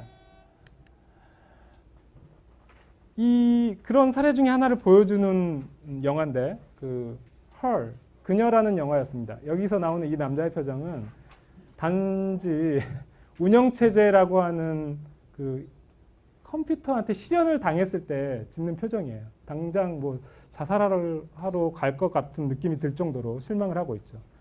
그러니까 이렇게 이제 사람의 감성, 정서, 그게 개인이 아니라 사회 전반, 커뮤니티의 감성과 정서적인 안정을 좀 이렇게 관리하고 유지시켜 줄 수 있는 사회적 시스템이 필요하겠다, 이렇게 보여집니다. 작년에 수행한 미래부의 미래준비위원회와 키스텝에서는 이런 부분들을 또 다음과 같이 정책적 제안으로 좀 정리를 해봤습니다. 사람 중심의 시스템은 다음과 같이 좀 구축할 필요가 있겠다. 첫 번째, 미래 역량에 대한 교육 시스템을 굉장히 바꿔야 된다라고 하는데, 여전히 어떤 교육이 필요하다 여기에 멈춰 있는 것 같아요. 근데 정말 앞에서 우리가 살펴봤던 공유경제, 온디맨드 경제, 기경제, 플랫폼 경제, 이런 걸 살펴보면은 그 모든 수요를 공급자가 다 미리 설정을 해서 공급할 수 있을까요? 없습니다. 근데 현재 고용노동부나 뭐 여타 그 국가에서 지원하는 교육 시스템을 보게 되면은 그 수료증을 받기 위해서는 정해진 커리큘럼에서 몇 시간 이상을 꼭 듣게 되어 있습니다. 근데 현장에서 많이 만나보는 분들은 내가 이 커리큘럼에서 2과목, 저 커리큘럼에서 3과목 이렇게 듣고 싶은데 그렇게 하면 수료증이 안 나온다는 거예요. 지원도 안 된다는 거예요. 그리고 또 한켠에서는 그 교육기관에서는 커리큘럼을 더 개발해야 돼. 이렇게 계속 늘려가는 거죠. 그러니까 이게 뭔가 엇나가고 있는 상황이 아직까지 유지가 되고 있습니다. 그래서 조금 더 수요자의 요구에 따라서 플랫폼 상에서 자유롭게 교육에 대한 양면 시장이 형성될 수 있는 시스템을 좀 고민해야 되겠다. 그게 단순한 뭐 교육의 기술적 기반 강화, 학교 시스템 혁신, 평생 교육 이런 관점에서 적용하는 게 아니라 세 개를 다 터서 그냥 의식주가 사람의 기본 권리라고 한다면 앞으로는 의식주교 이렇게 네 번째 기본 권리로 교육받을 수 있는 권리를 좀 만들어줘야 되지 않나 이런 그 제안을 했습니다. 두 번째, 이렇게 이제 역량을 키우게 되면은 직업을 어쨌든 갖고 노동을 할 수 있는 시스템을 만들어줘야 되는데 현재같이 기업에 취업을 하는 형태 중심으로는 한계가 있다라는 거죠. 앞서서 말씀드린 여러 가지 그 산업 시스템들이 꼭 그렇지 않아도 좋은 직장을 가질 수 있는 가능성을 보여주고 있습니다. 그래서 직업의 형태를 굉장히 다양화할 수 있는 제도들을 만들어주고 또 그러기 위해서는 기업 문화 자체가 바뀌어야 되겠죠. 세 번째, 이런 걸 바탕으로 좋은 일자리가 창출되기 위해서는 결국은 혁신을 창출하는 노력이나 그 과정에 대한 평가가 제대로 이루어져야 된다는 겁니다. 제조업이 혁신돼야 되고 서비스업이 고부가가치화 돼야 된다. 또 그 과정에서 혁신을 촉진하는 환경이 조성돼야 된다. 이렇게 이제 단절화해서 우리가 정책 제안을 하고 있지만 궁극적으로는 그런 것들이 좀 필요하다. 여전히 이 변화에 따라가지 못하는 분들이 많을 테니까 사회 안전망도 조금 더 포용적으로 만들어야 되겠다. 이렇게 네 가지를 제안을 하고 있습니다. 그래서 앞서서 이미 조금 말씀드렸습니다만 이 평생 교육 시스템은 의식주에서 의식주교라고 하는 형태로 우리가 좀 사회 시스템을 바꿀 필요가 있겠다라는 생각이 드는데 참고할 만한 재미있는 사례가 프랑스의 그 활동 계좌라고 하는 사례를 좀 눈여겨볼 필요가 있어요. 거기는 어려서부터 이렇게 개인당 그 교육에 관련된 계좌가 하나 생깁니다. 그래서 그 직장을 다니고 뭐 이럴 때마다 우리가 지금 뭐 고용보험이나 이런 것처럼 뭔가 지원받는 게 있죠. 근데 그런 것과 상관없이 평생 그 교육에 관련된 계좌가 개설이 되고 거기에 뭔가 활동비가 쌓이게 됩니다. 그래서 내가 꼭 뭐 퇴직하거나 퇴사를 하거나 이래야지 그런 시스템을 이용할 수 있는 게 아니라 직장 다니다가도 뭔가 역량을 더 개발하고 싶으면 그 계좌를 이용해서 또 교육을 받고 다시 또 노동 현장에 복귀를 하고 이런 것들이 굉장히 좀 더 유연하게 이루어질 수 있게 하는 거죠. 두 번째, 직업의 다양화, 기업 문화 혁신은 저희가 앞에 기경제에서 미국과 EU 사례에서 좋은 일자리로서의 좋은 일자리로서의 자가고용자의 그 가능성을 좀 본 적이 있습니다. 근데 그게 가능하기 위해서는 그 조직에 속하지 않더라도 우리가 받아야 되는 여러 가지 기본 그런 그 보장성 그 권리들이 확보가 돼야 된다는 거죠. 뭐 4대 보험을 필요해서. 그래서 그런 거에 대한 좀 전면적인 변화가 좀 필요할 거라고 생각이 됩니다.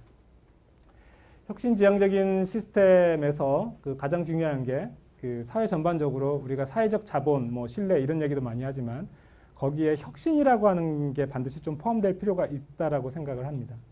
그게 있어야지 제조업과 서비스 산업의 고부가가치화도 이루어질 거라고 생각이 되고 조금 작은 얘기입니다만 서비스 산업의 고부가가치화를 위해서는 우리가 서비스 R&D라고 하는 개념에 대한 시각도 좀 바꿔야 될 필요가 있겠다. 한국에서 사실 서비스는 이퀄 공짜예요.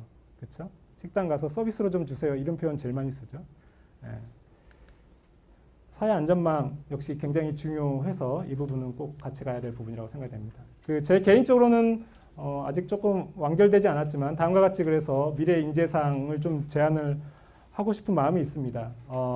고용 상태가 현재처럼 어떤 조직에 속해 있는 형태로 획일화된 형태가 아니기 때문에 인디펜던트 워커의 상태를 조금 더 중요하게 다뤄야 된다라고 보고 있습니다.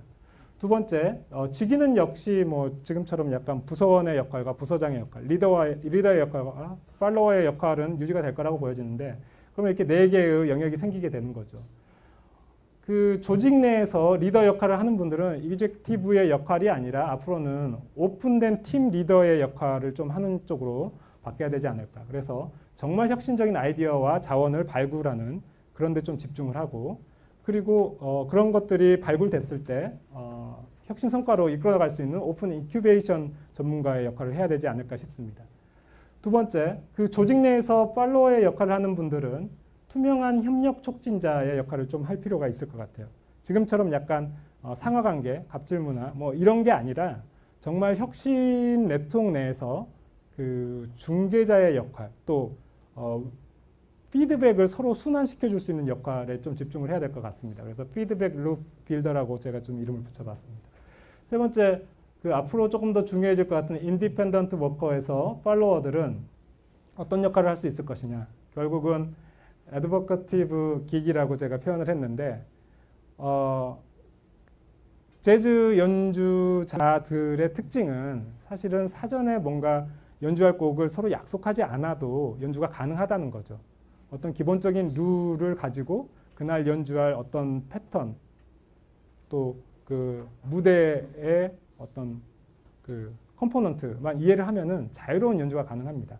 그러니까 개인 그 노동자들이 앞으로 지향해야 될 거는 이런 겁니다. 그러니까 그 프로젝트 하나하나에 대해서 굉장히 집중을 할 수 있는 재즈 연주자 같은 능력을 갖춰야 된다.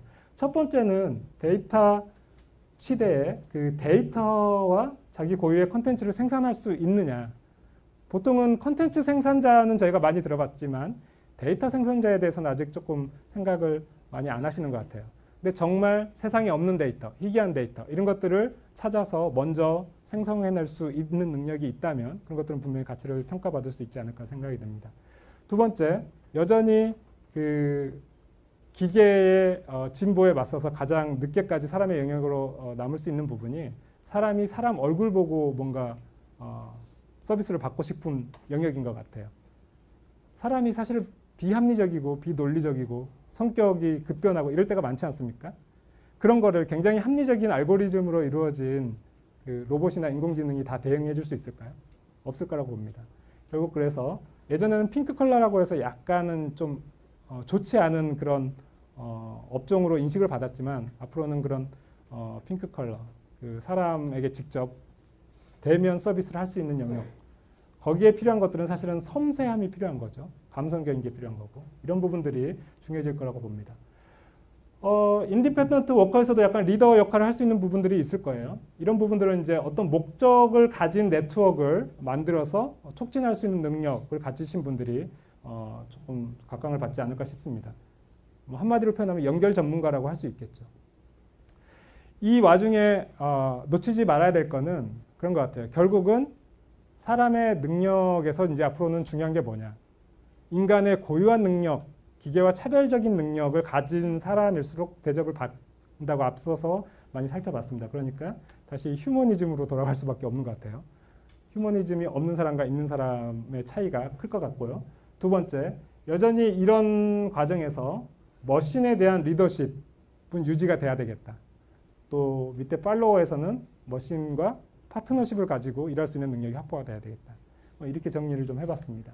그래서 인재상을 이렇게 다양하게 설정을 하지만 핵심적인 건 있죠. 저희가 이렇게 표현하신 분들도 있더라고요. 르네상스 시대 이전에는 사실은 신이 사실은 세계를 지배하던 시대였죠. 그러다가 뭐 여러 가지 정치적인 이해관계가 맞닥뜨려졌긴 했지만 르네상스 시대가 부흥을 하면서 인간 자체에 대한 관심이 높아지고 그것을 바탕으로 만들어진 여러 가지 예술 문학 작품들이 시장에서 가치를 인정받게 됩니다. 자, 스티브 잡스는 이미 뭐 사별을 했지만 우리가 인상적으로 기억하고 있는 것 중에 하나는 이런 겁니다. 아이폰에 감성을 입혔다라고 하는 평가를 받고 있죠. 길이는 길어나지만 폭은 아직도 어느 정도 유지가 되고 있습니다. 한 손에서 가지고 놀 수 있는 이 느낌을 버리지 않겠다는 거죠. 여기서 사람 자체에 대한 중요성을 여전히 보고 있다는 걸 볼 수 있습니다. 르네상스가 인본주의와 융합형 인재가 각광받는 시대였다고 한다면 앞으로 우리가 좀 추구해야 될 시대는 스마트 르네상스 시대라고 좀 명명해도 되지 않을까 싶습니다. 기술과 결합된 인본주의, 기술이 아무리 발전해도 살아남을 수 있는 인본주의가 무엇일지를 고민하면서 연결할 수 있는 새로운 연결에 대한 능력을 갖춰나가는 이런 인재가 앞으로 더 필요하지 않을까 싶습니다. 그런 과정이 된다면 기계 주도로 생산성 향상으로 이어지면서 좋은 일자리가 감소하고 양극화와 재분배 이슈가 늘어나는 그런 사회가 아니라 인간이 혁신을 주도하면서 일자리의 질도 향상되고 혁신 총량이 확대되는 그런 시대가 올 수 있지 않을까 예상을 해봅니다. 오늘 발표는 여기까지 마치겠습니다. 감사합니다. 감사합니다. 저는 사실 뭐 과학자가 아니고요.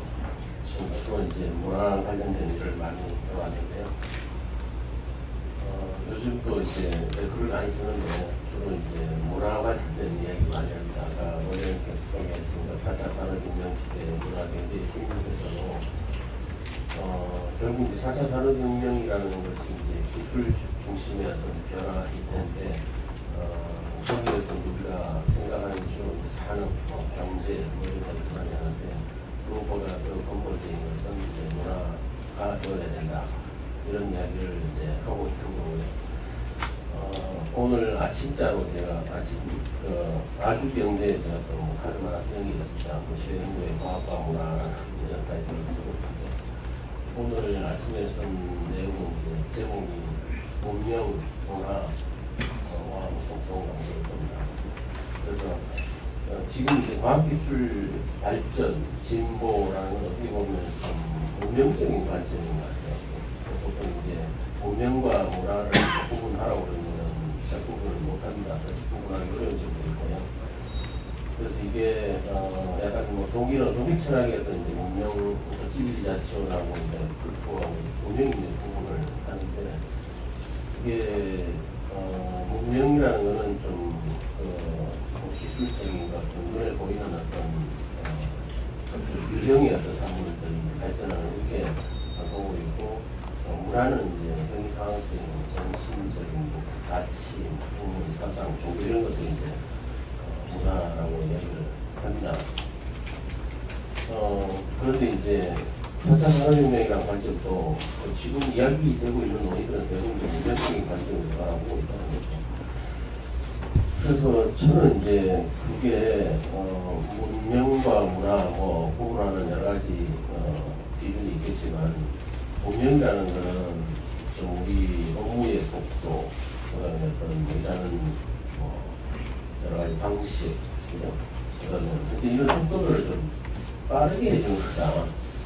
더 빨리 갈 수 있게 하고 모든 걸 이제 더 빠르게 할 수 있고 또 굉장히 효율성이 높아지는 이런 관점인 거죠.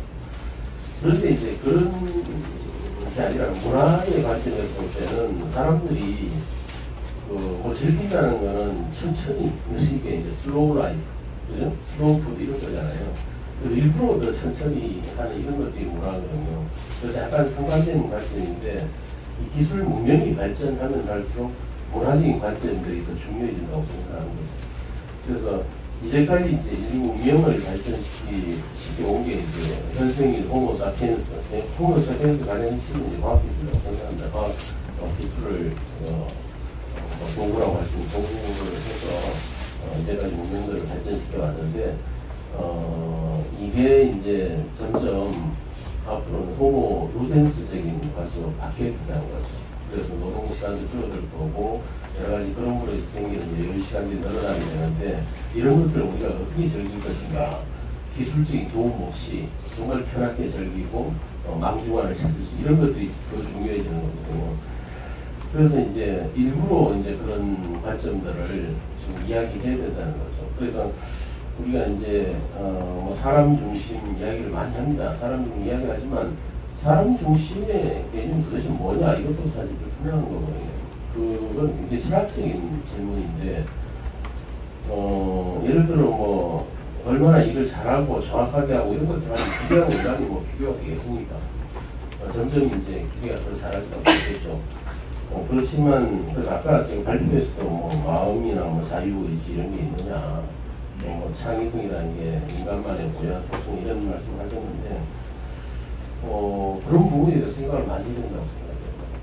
그래서 마음이 있는가 없는가 그거는 저는 답을 찾는 게 중요한 건 아니라고 생각합니다. 우리가 이제 살아가는 이유 중에 하나도 인생의 어떤 가치에 대해서 답을 찾기 위한 건 아니거든요. 그런 과정들이 중요하고 그걸 위해서 고민하는 것이 중요한 거죠. 그래서 그런 것이 기계와 인간을 구분시켜주는 가장 중요한 기준이라고 생각해요. 기계에서는 답을 찾는 거죠. 솔루션이 나와야 되는 거죠. 가장 어떤 합리적인 솔루션이 나와야 되지만 인간은 그런 솔루션을 찾기도 하지만 그냥 답이 없는 것을 위해서 끊임없이 질문하는 존재라는 겁니다. 그게 더 중요하다고 생각합니다. 그래서 이제 어떻게 보면 이제 기술을 우리가 사용하잖아요. 사용을 하면서 굉장히 편리하고 뭐 이런 건 맞는데 기술을 이야기하면서 좀 뭔가 가치관의 어떤 전도가 이루어지고 있다. 우리가 이제 기술 이야기를 많이 하면서 결국 이제 기술이 인간에게 중요한 것은 이 기술이 인간에게 뭘 가져다 주느냐. 그러니까 기술이 계속 발전하는 것도 중요하지만 기술 발전으로 인간이 어떻게 바뀌느냐, 사회가 어떻게 바뀌느냐, 문화가 어떻게 바뀌느냐 이야기를 하잖아요. 근데 사실은 이런 말도 있잖아요. 뭐 손가락으로 달을 가리키면 사람들이 달을 안 보고 손가락을 쳐다보는 거잖아요. 마찬가지로 이 기술이 정말 중요한데 이 기술이 지향하는 바는 뭐 인간 행복이다, 뭐 삶의 질이다 이렇게 이야기하는데도 기술을 쳐다보는 거죠. 계속 기술 이야기만 하는 거죠. 그래서 이게 뭐 일종의 어떤 웹도독이라고 하잖아요. 웹도독 현상이 좀 만연하고 있다. 그럼 뭐 개가 꼬리를 흔드는 건데 어떻게 보면 꼬리가 개를 흔드는 것처럼 보이는 거죠. 그래서 인간이 기술을 만든 건데 마치 이제 기술에 의해서 인간이 좌우되는 것 같은 뭐 그런 느낌들을 받는 거죠. 그 유발 하락이라는 사람이 이제 베스트셀러 책 몇 권 냈잖아요. 그런데 호모 사피엔스라는 책도 있고 최근에 호모 데우스라는 책 냈더라고요. 그래서 이것도 이제 호모 데우스라는 것도 이제 뭐 신이 된 인간 이런 거잖아요. 그런데 이게 우리가 이제 뭐 기술 이야기를 하면서 기술 대 인간 이런 관점으로 이야기를 많이 해요. 그래서 뭐 아니면 기계와 인간, 기계가 인간을 위협하고 있다. 근데 그것도 좀 뭔가 좀 모순이죠. 인간이 만든 게 기계인데 마치 이렇게 이야기하는 거는 뭐 저는 이제 뭐 종교는 없습니다만 신이 뭐 인간을 창조했다. 그러면 뭐 신 대 인간 이런 관점으로 볼 거냐 이런 거죠. 그래서 그런 관점을 볼 수 없는 거죠. 그래서 인간 대 기계라는 관점 이런 뭐 대립적인 관점에서 보는 것 자체가 저는 조금 모순이다 저는 생각을 합니다. 그래서 이제 앞으로 이제 미래 인재를 이야기할 때 교육이 중요한 건 맞죠. 교육이 중요한 건 맞는데 뭘 가르치고 어떤 인재를 길러내야 되는가 아까 뭐 조금 말씀하셨는데 저는 그래서 그 중에 여러 가지 이야기를 할 수 있게 가장 중요한 것은 기계가 할 수 없는 것 똑같은 이야기 기계가 할 수 없는 것들을 인간이 해야 되는 건 맞습니다. 맞는데 그 중에 가장 중요한 것은 저는 공감 능력 같은 거라고 생각해요. 기계가 이제 인간을 보면서 공감 능력을 가질 수 있는가? 가질 수 없다고 생각합니다. 모르겠습니다. 기계가 알고리즘을 잘 짜면 가질 수 있을지는 모르겠으나 그래서 그 부분하고 그 다음에 이제 이 문학 저는 이 과학 4차 산업혁명이 빠르게 이제 진행이 되면 될수록 우리는 인문학 이야기를 많이 해야 된다고 생각합니다. 거꾸로. 그래서 과학기술 쪽에서는 인문학에 대한 관심을 많이 가져야 되고 그 이야기를 의도적으로 많이 해야 될 거라고 생각해요. 그래서 뭐 이런 사례를 한번 이야기하면 인문학 이야기할 때 그 사례로 클레멘트 포스라는 게 있습니다.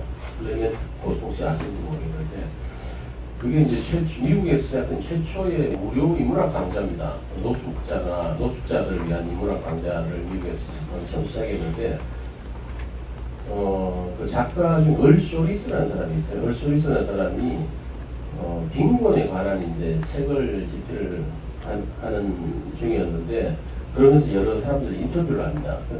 하루는 이제 교도소에 가서 어떤 살인 사건으로 공격 중인 여죄수를 만나가지고 인터뷰를 하는데 이렇게 그 사람들이 뭐 빈곤 가난의 이유가 뭐라고 생각하세요? 이렇게 물으니까 그 여죄수의 답이 이제 굉장히 충격적인 답을 한 게 뭐 음악회나 뭐 강연회 뭐 이런 것들을 듣지 않기 때문이 아닐까 이런 이야기를 하는 거예요. 가난한 이유가. 그래서 이제 여기서 느낀 게 열소리서는 이게 이제 정신적인 삶이다 이렇게 생각을 하고 이런 노숙자들, 범죄자들에게 보통은 이제 기술 교육만 시키잖아요. 사회 이제 사회 취업하고 이런 걸 지원하는 교육들을 시키고 돈을 주거나 기술을 가르치거나 이렇게 많이 하는데 그거가 아니라 이 사람은 그거보다 정신적인 이상 인문학을 가르쳐야 된다. 그래서 이제 인문학을 시작한 거예요. 그래서 이제 노숙자들을 대상으로 먼저 시작하는데 그러고 나서 이 클레멘트 코스를 이수한 사람들이 대부분 직업을 얻어서 다른 삶을 살았다는 거예요. 그래서 이런 게 중요하다는 거예요. 저는 이제 미래 인재 양성에 있어서도 미래의 중요한 소양은 뭐 소프트웨어다. 이런 기술적인 가치인 것보다 왜 기술이 필요한가, 인간의 삶이란 무엇인가 이런 게 훨씬 더 중요하다고 생각하는 거죠.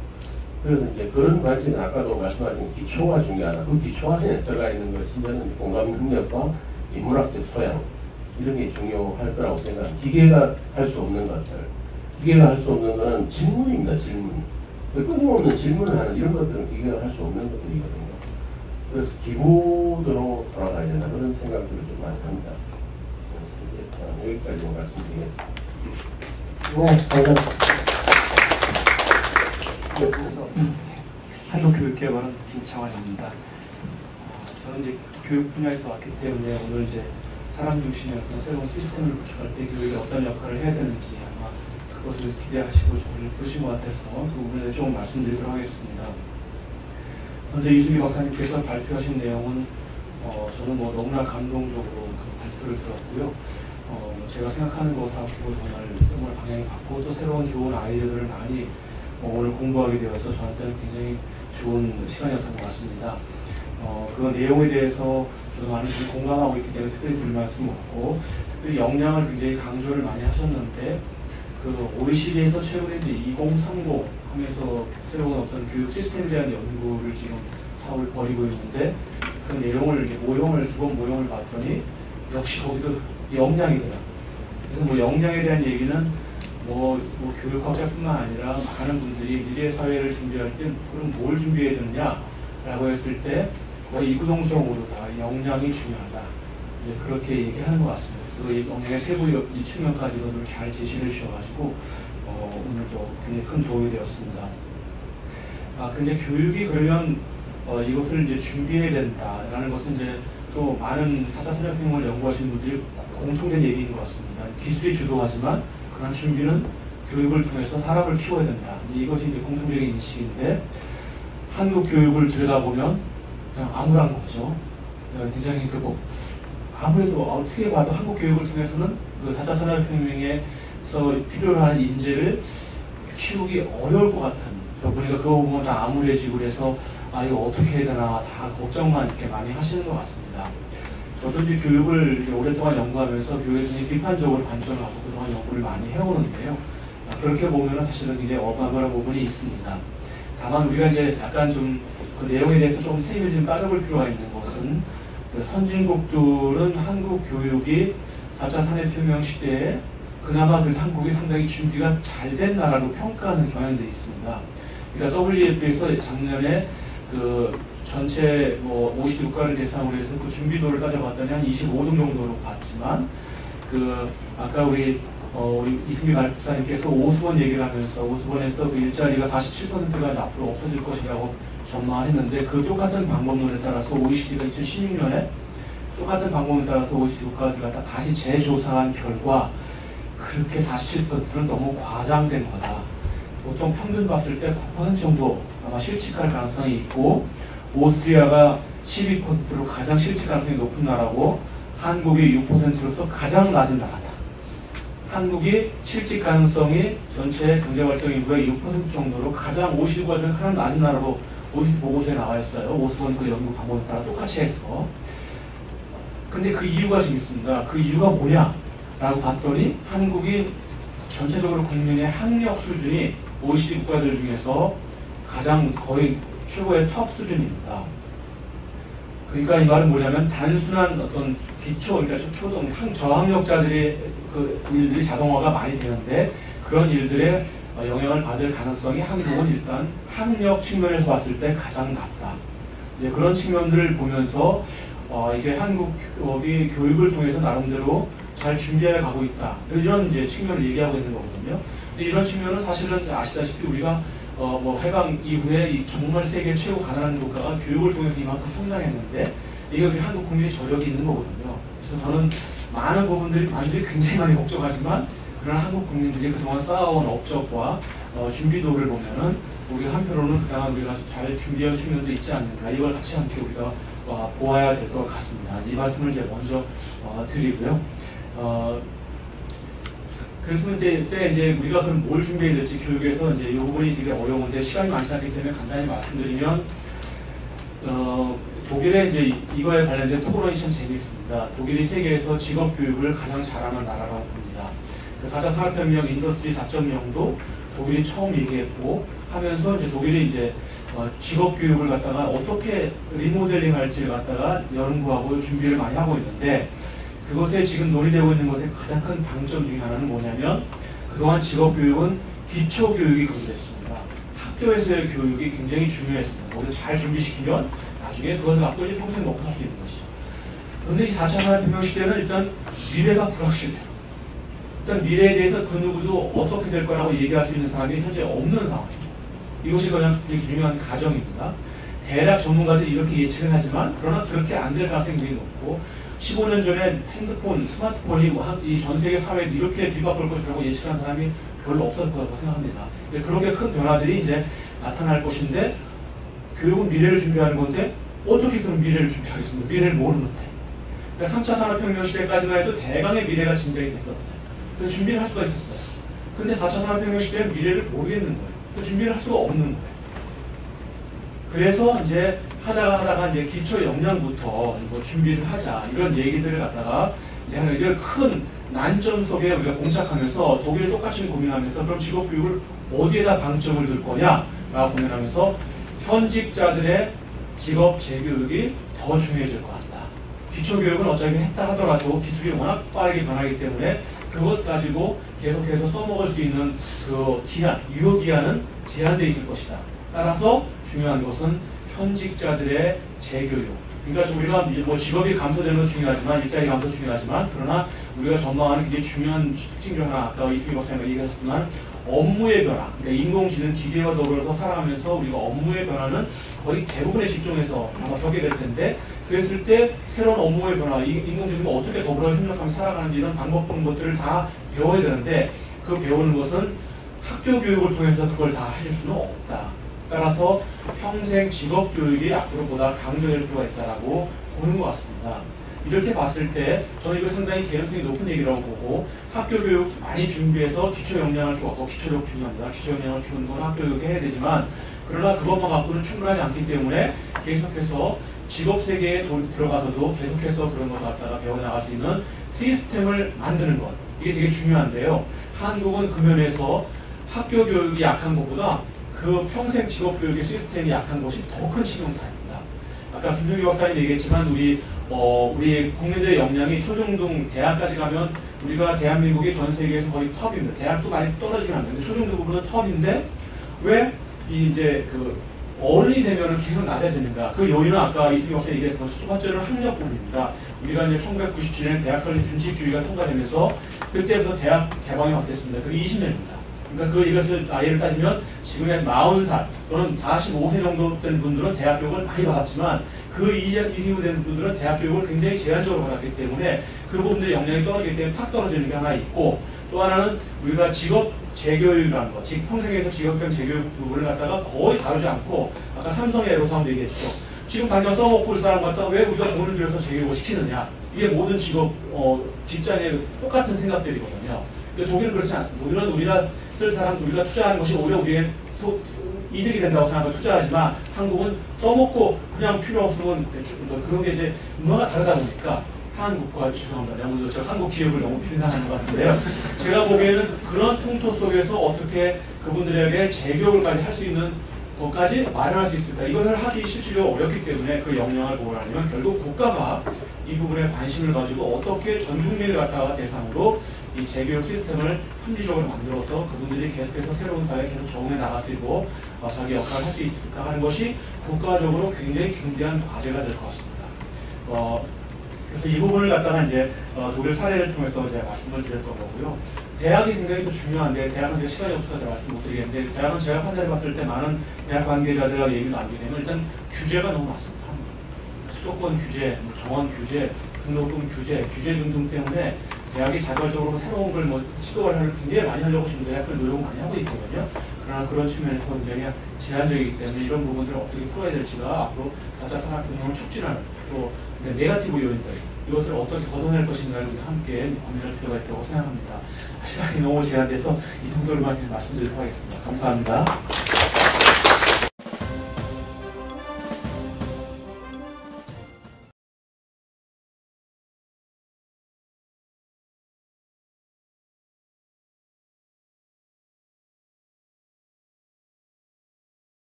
책을 하나 내셔서 절찬리에 판매되고 있습니다.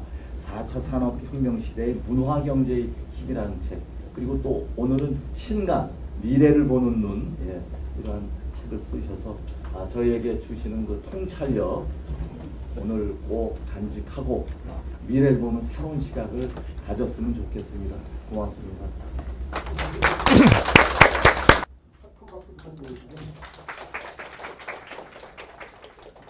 예, 안녕하세요. 키스텝 미래예측 본부에서 과학기술 예측 연구를 하고 있는 이승규입니다.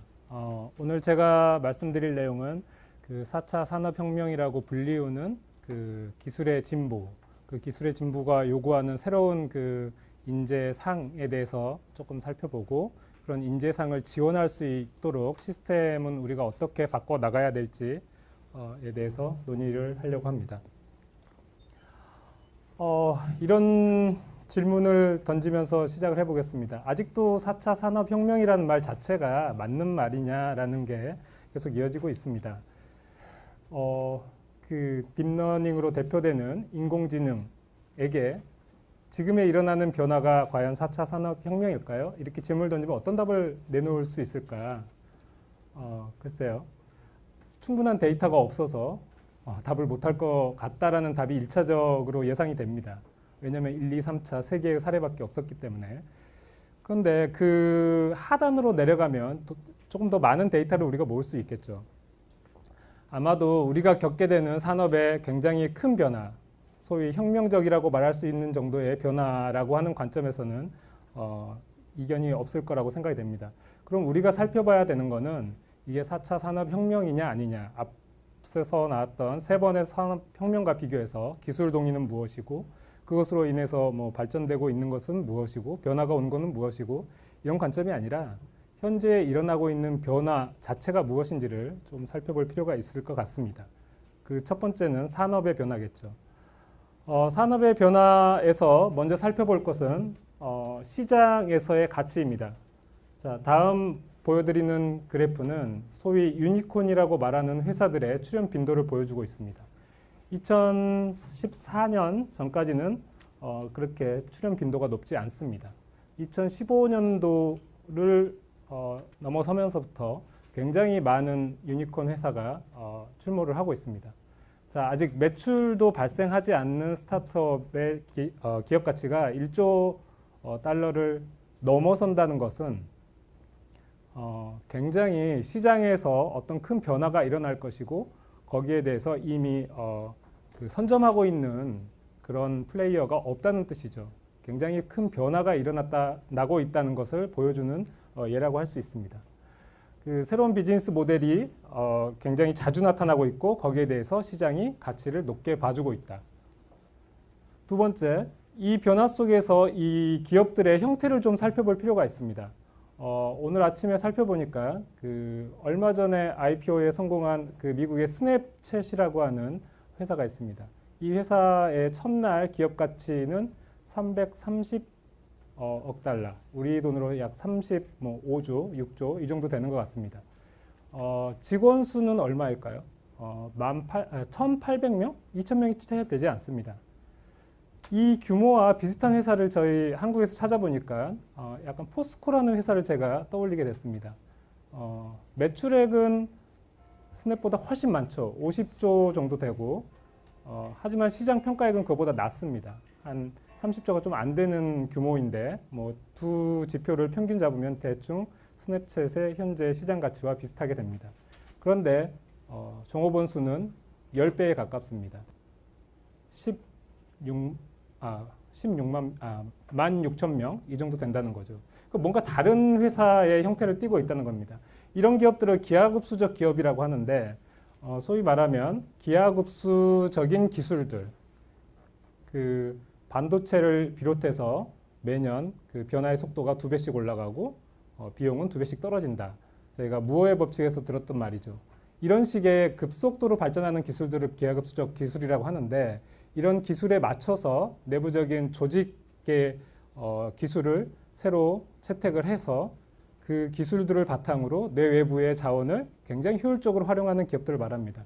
결과적으로 나타나는 게 뭐냐면 종업원 1인당 성과가 기존의 기업하고는 비교가 안 됩니다. 최소한 10배 이상이 된다고 해서 이제 이렇게 기하급수적 기업이라고 하는데 대표적인 예를 보시면 에어비앤비는 종업원 1인당 객실수가 90배 이상, 그 다음에 뭐 로컬 모터스 같은 경우에는 신차 개발비가 기존 자동차 업체하고 비교하면 1000배 이상이 차이가 난다고 합니다. 우리가 알고 있는 테슬라라고 하는 회사 역시 종업원당 시가총액이 30배 이상 차이가 난다고 하죠. 역으로 생각하면 아까 포스코의 예와 같이 이전에는 어느 정도 매출이 늘어나면 종업원 수가 비슷하게 따라가는 형태였는데 더 이상 이제 그런 그 논리가 적용이 되지 않는다는 거죠. 그래서 사람들이 일자리에 대한 걱정도 하기 시작하는 것 같습니다. 여기서 중요한 거는 주요 자원이 약간 무형에 관련된 자원들을 주로 기반하고 있다는 겁니다. 공유와 협력, 그리고 가장 중요한 정보제의 가치를 활용하고 있다는 것이죠. 정보제, 우리가 보통 데이터, 인포메이션, 뭐 날리지 이렇게 표현하는 것들인데, 자, 이런 부분들이 사업 모델에 있어서 중요한 가치로 등장하고 있다는 점에 주목할 필요가 있습니다. 이런 회사들은 목표 자체가 MTP라고 해서 대대적인 변혁을 목적으로 합니다. 이런 그 회사들이 등장하면서 나타나고 있는 경제 시스템의 변화도 살펴볼 필요가 있습니다. 공유 경제와 온디맨드 경제로 우리가 설명을 할 수가 있습니다. 공유 경제라고 하는 것은 그 기존에는 어떤 제품이나 서비스를 기반으로 시장이 형성이 되는데 그런 게 아니라 온라인 네트워크상에서 미사용 자산과 또 인적 자원을 공유하는 그 과정에서 어떤 가치가 발생하는 것을 원합니다. 이러다 보니까 그 온디맨드 경제, 그때그때 필요한 자원을 온라인 네트워크를 통해서 조달해서 혁명으로 불릴 수 있을 것이냐 없을 것이냐는 속도와 범위에서 결정이 날 것 같습니다. 속도라고 하면 우리가 대처를 할 수 없을 정도로 빠르게 일어날 것이냐. 두 번째, 범위는 특정 영역에서만 일어나는 게 아니라 산업 전반에서 일어날 것이냐. 이렇게 볼 수가 있는 것이죠. 한 가지 예를 들어 보겠습니다. 속도에서 제가 재미있게 기억하고 있는 사례는 안젤리나 졸리의 사례입니다. 안젤리나 졸리는 2013년에 23andMe라고 하는 유전자 검사 회사에 검사 결과를 받고 아직 발병하지 않은 상태인데 유방 절제 수술을 받았습니다. 물론 미국이라는 나라가 그 유방 보건술에 관련된 그 보험 시스템이 굉장히 잘 돼 있다고 합니다. 기술도 발전해 있고요. 그러니까 이제 그런 거에 대한 부담감이나 불안감은 없는 상태에서 쉽게 결정을 했겠지만 문제는 그게 아니죠. 이게 제도화되지 않은 상태에서 그런 결정을 유명인이 함으로써 대중에게 엄청난 파급 효과가 미쳤다는 겁니다. 23andMe라는 회사에 유전자 검사를 의뢰하는 사람들은 늘어났고 시장 가치는 올라갔습니다. 그러다 보니까 FDA에서 이 회사를 가만히 두면 안 되는 상태가 되는 것이죠. 2015년도에 그 검사 키트의 판매와 분석 서비스를 중단하라고 명령을 내립니다. 그리고 앞으로 정식 의료기기로서 절차를 밟아서 등록을 해라. 그렇다고 해서 이게 전혀 무의미한 검사가 아니었거든요. 그래서 학문적으로 어느 정도 근거가 잡혀 있는 것부터 시작해서 의료기기를 신청하고 승인을 받기 시작합니다. 근데 더 놀라운 것은 그렇게 받는 의료기기의 허가의 유형이 일반 의료기기였어요. 무슨 얘기냐면 우리가 약국 가서 임신 진단 키트를 손쉽게 삽니다. 그런 거와 같다는 거죠. 자, 앞으로 유전자 검사를 하기 위해서는 굉장히 전문 기관에 갈 필요가 없어질 거라는 얘기입니다. 시장이 이렇게 돌아가니까 우리나라에서도 복지부에서도 이제 급한 발등에 불이 떨어졌습니다. 왜냐? 이게 미국 일이 아니라 여기에 대해서 관심이 있고 서비스를 받고자 하는 뭐 일부지만 해외 우편을 통해서 자기의 체액을 키트에 묻혀서 보내서 받는 이런 사례들이 나타나기 시작합니다.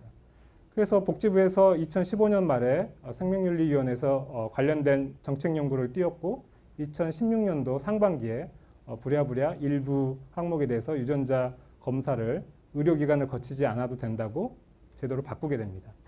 자, 3년이 걸렸죠.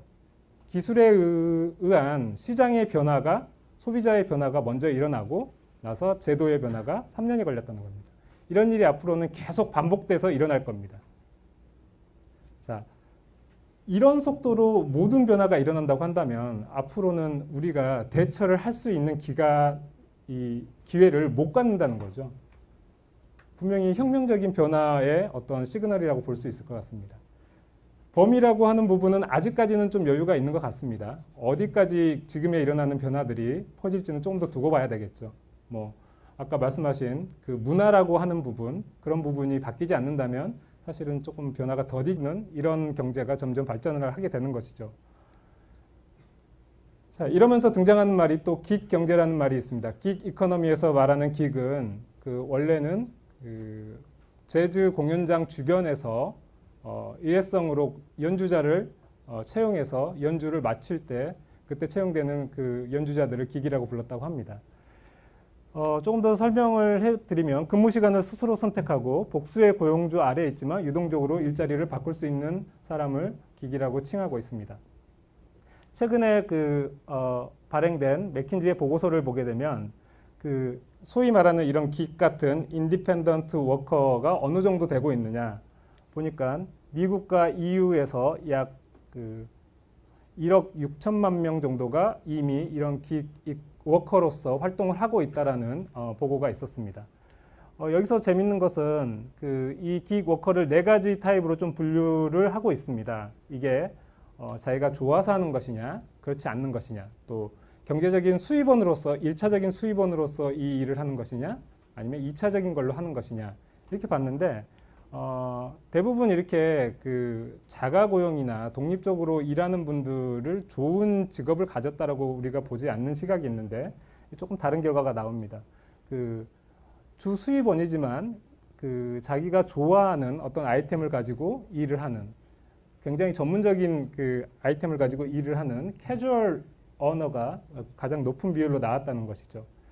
이런 것이 가능한 것은 앞에서 말한 온디맨드 경제, 공유 경제 이런 것들이 약간 이제 주류로 등장하고 있다는 것을 보여주는 예라고 할 수가 있겠습니다. 여기서 또 중요하게 잊지 않고 살펴봐야 될 게 플랫폼이라는 것입니다. 플랫폼이라고 하는 것 자체가 앞에서 말한 공유 경제나 온디맨드 경제, 또 긱 경제를 이렇게 받쳐주는 것이라고 할 수가 있는데 플랫폼에서 우리가 꼭 기억해야 될 것은 이 플랫폼은 가장 핵심이 양면 시장을 형성을 해준다는 것입니다. 그러니까 수요와 공급이 있다라고 한다면 그들을 일일이 어떤 방식으로 유형을 나눠서 연결을 시켜주는 게 아니라 굉장히 다양하게 자유롭게 연결이 일어날 수 있도록 가장 핵심적인 컴포넌트를 갖추고 그들이 서로 만나서 거래를 할 수 있는 룰을 만들어주는 것으로 끝나게 되는 것이죠. 앞에서 말한 익스포넨셜 오거니제이션의 상당수가 이런 플랫폼에 기반을 하고 있습니다. 예를 들어 볼까요? 스냅챗이라고 하는 회사가 만들어내는 정보는 누가 만들까요? 결국은 사용자들이 들어와서 만들거든요. 회사가 계속 뭔가를 지속해서 만들어내는 것은 콘텐츠가 아닙니다. 그런데 회사의 가치를 올려주는 것은 결국 사용자 수고 그 사용자들이 만들어내는 정보라는 것이죠. 이 플랫폼을 우리가 정확히 이해하고 이 플랫폼을 앞으로 쌓아나가지 못한다고 한다면 앞에서 말한 공유경제, 온디맨드 경제, 긱 경제 이런 것들이 제대로 자리를 못 잡을 것이라고 예상이 됩니다. 자, 지금까지 최근에 일어난 산업의 변화의 특징들을 좀 살펴봤는데 이러한 변화가 과연 더워서 넥타이들도 모두 안 메고 왔었습니다. 저 역시 그랬었고 근데 역시 바람은 계절의 순환을 어기지 않는 것 같습니다. 가을 냄새가 물씬 풍기는 양재 천변을 찾아주신 여러분께 감사의 말씀드립니다. 우리가 4차 산업혁명을 앞두고 생태계라는 표현을 많이 사용하고 있습니다. 생태계라고 하는 것은 다양성, 개방성, 그리고 그 속에서의 네트워크 효과를 염두에 두는 표현이라고 생각을 합니다. 그런데 이 생태계에서는 역시 중심은 사람이어야 되겠습니다. 그 사람으로부터 흘러나오는 지식, 그리고 인체로 말하면 피와 같은 금융 시스템이 살아서 움직일 때, 그리고 그 주위에는 시장이 존재할 때 역시 그 혁신 생태계는 성공을 거둘 수 있다고 봅니다. 우리는 늘 사람 중심이라고 생각하면서도 여지껏은 사람보다는 그 이외의 체제들, 제도, 여기에 얽매여 왔던 것이 사실입니다. 그러나 이제 4차 산업혁명으로 비롯되는 이런 시대적인 전환기를 맞아서 과거에 없었던 새로운 직업도 태어나고 있다는 것입니다.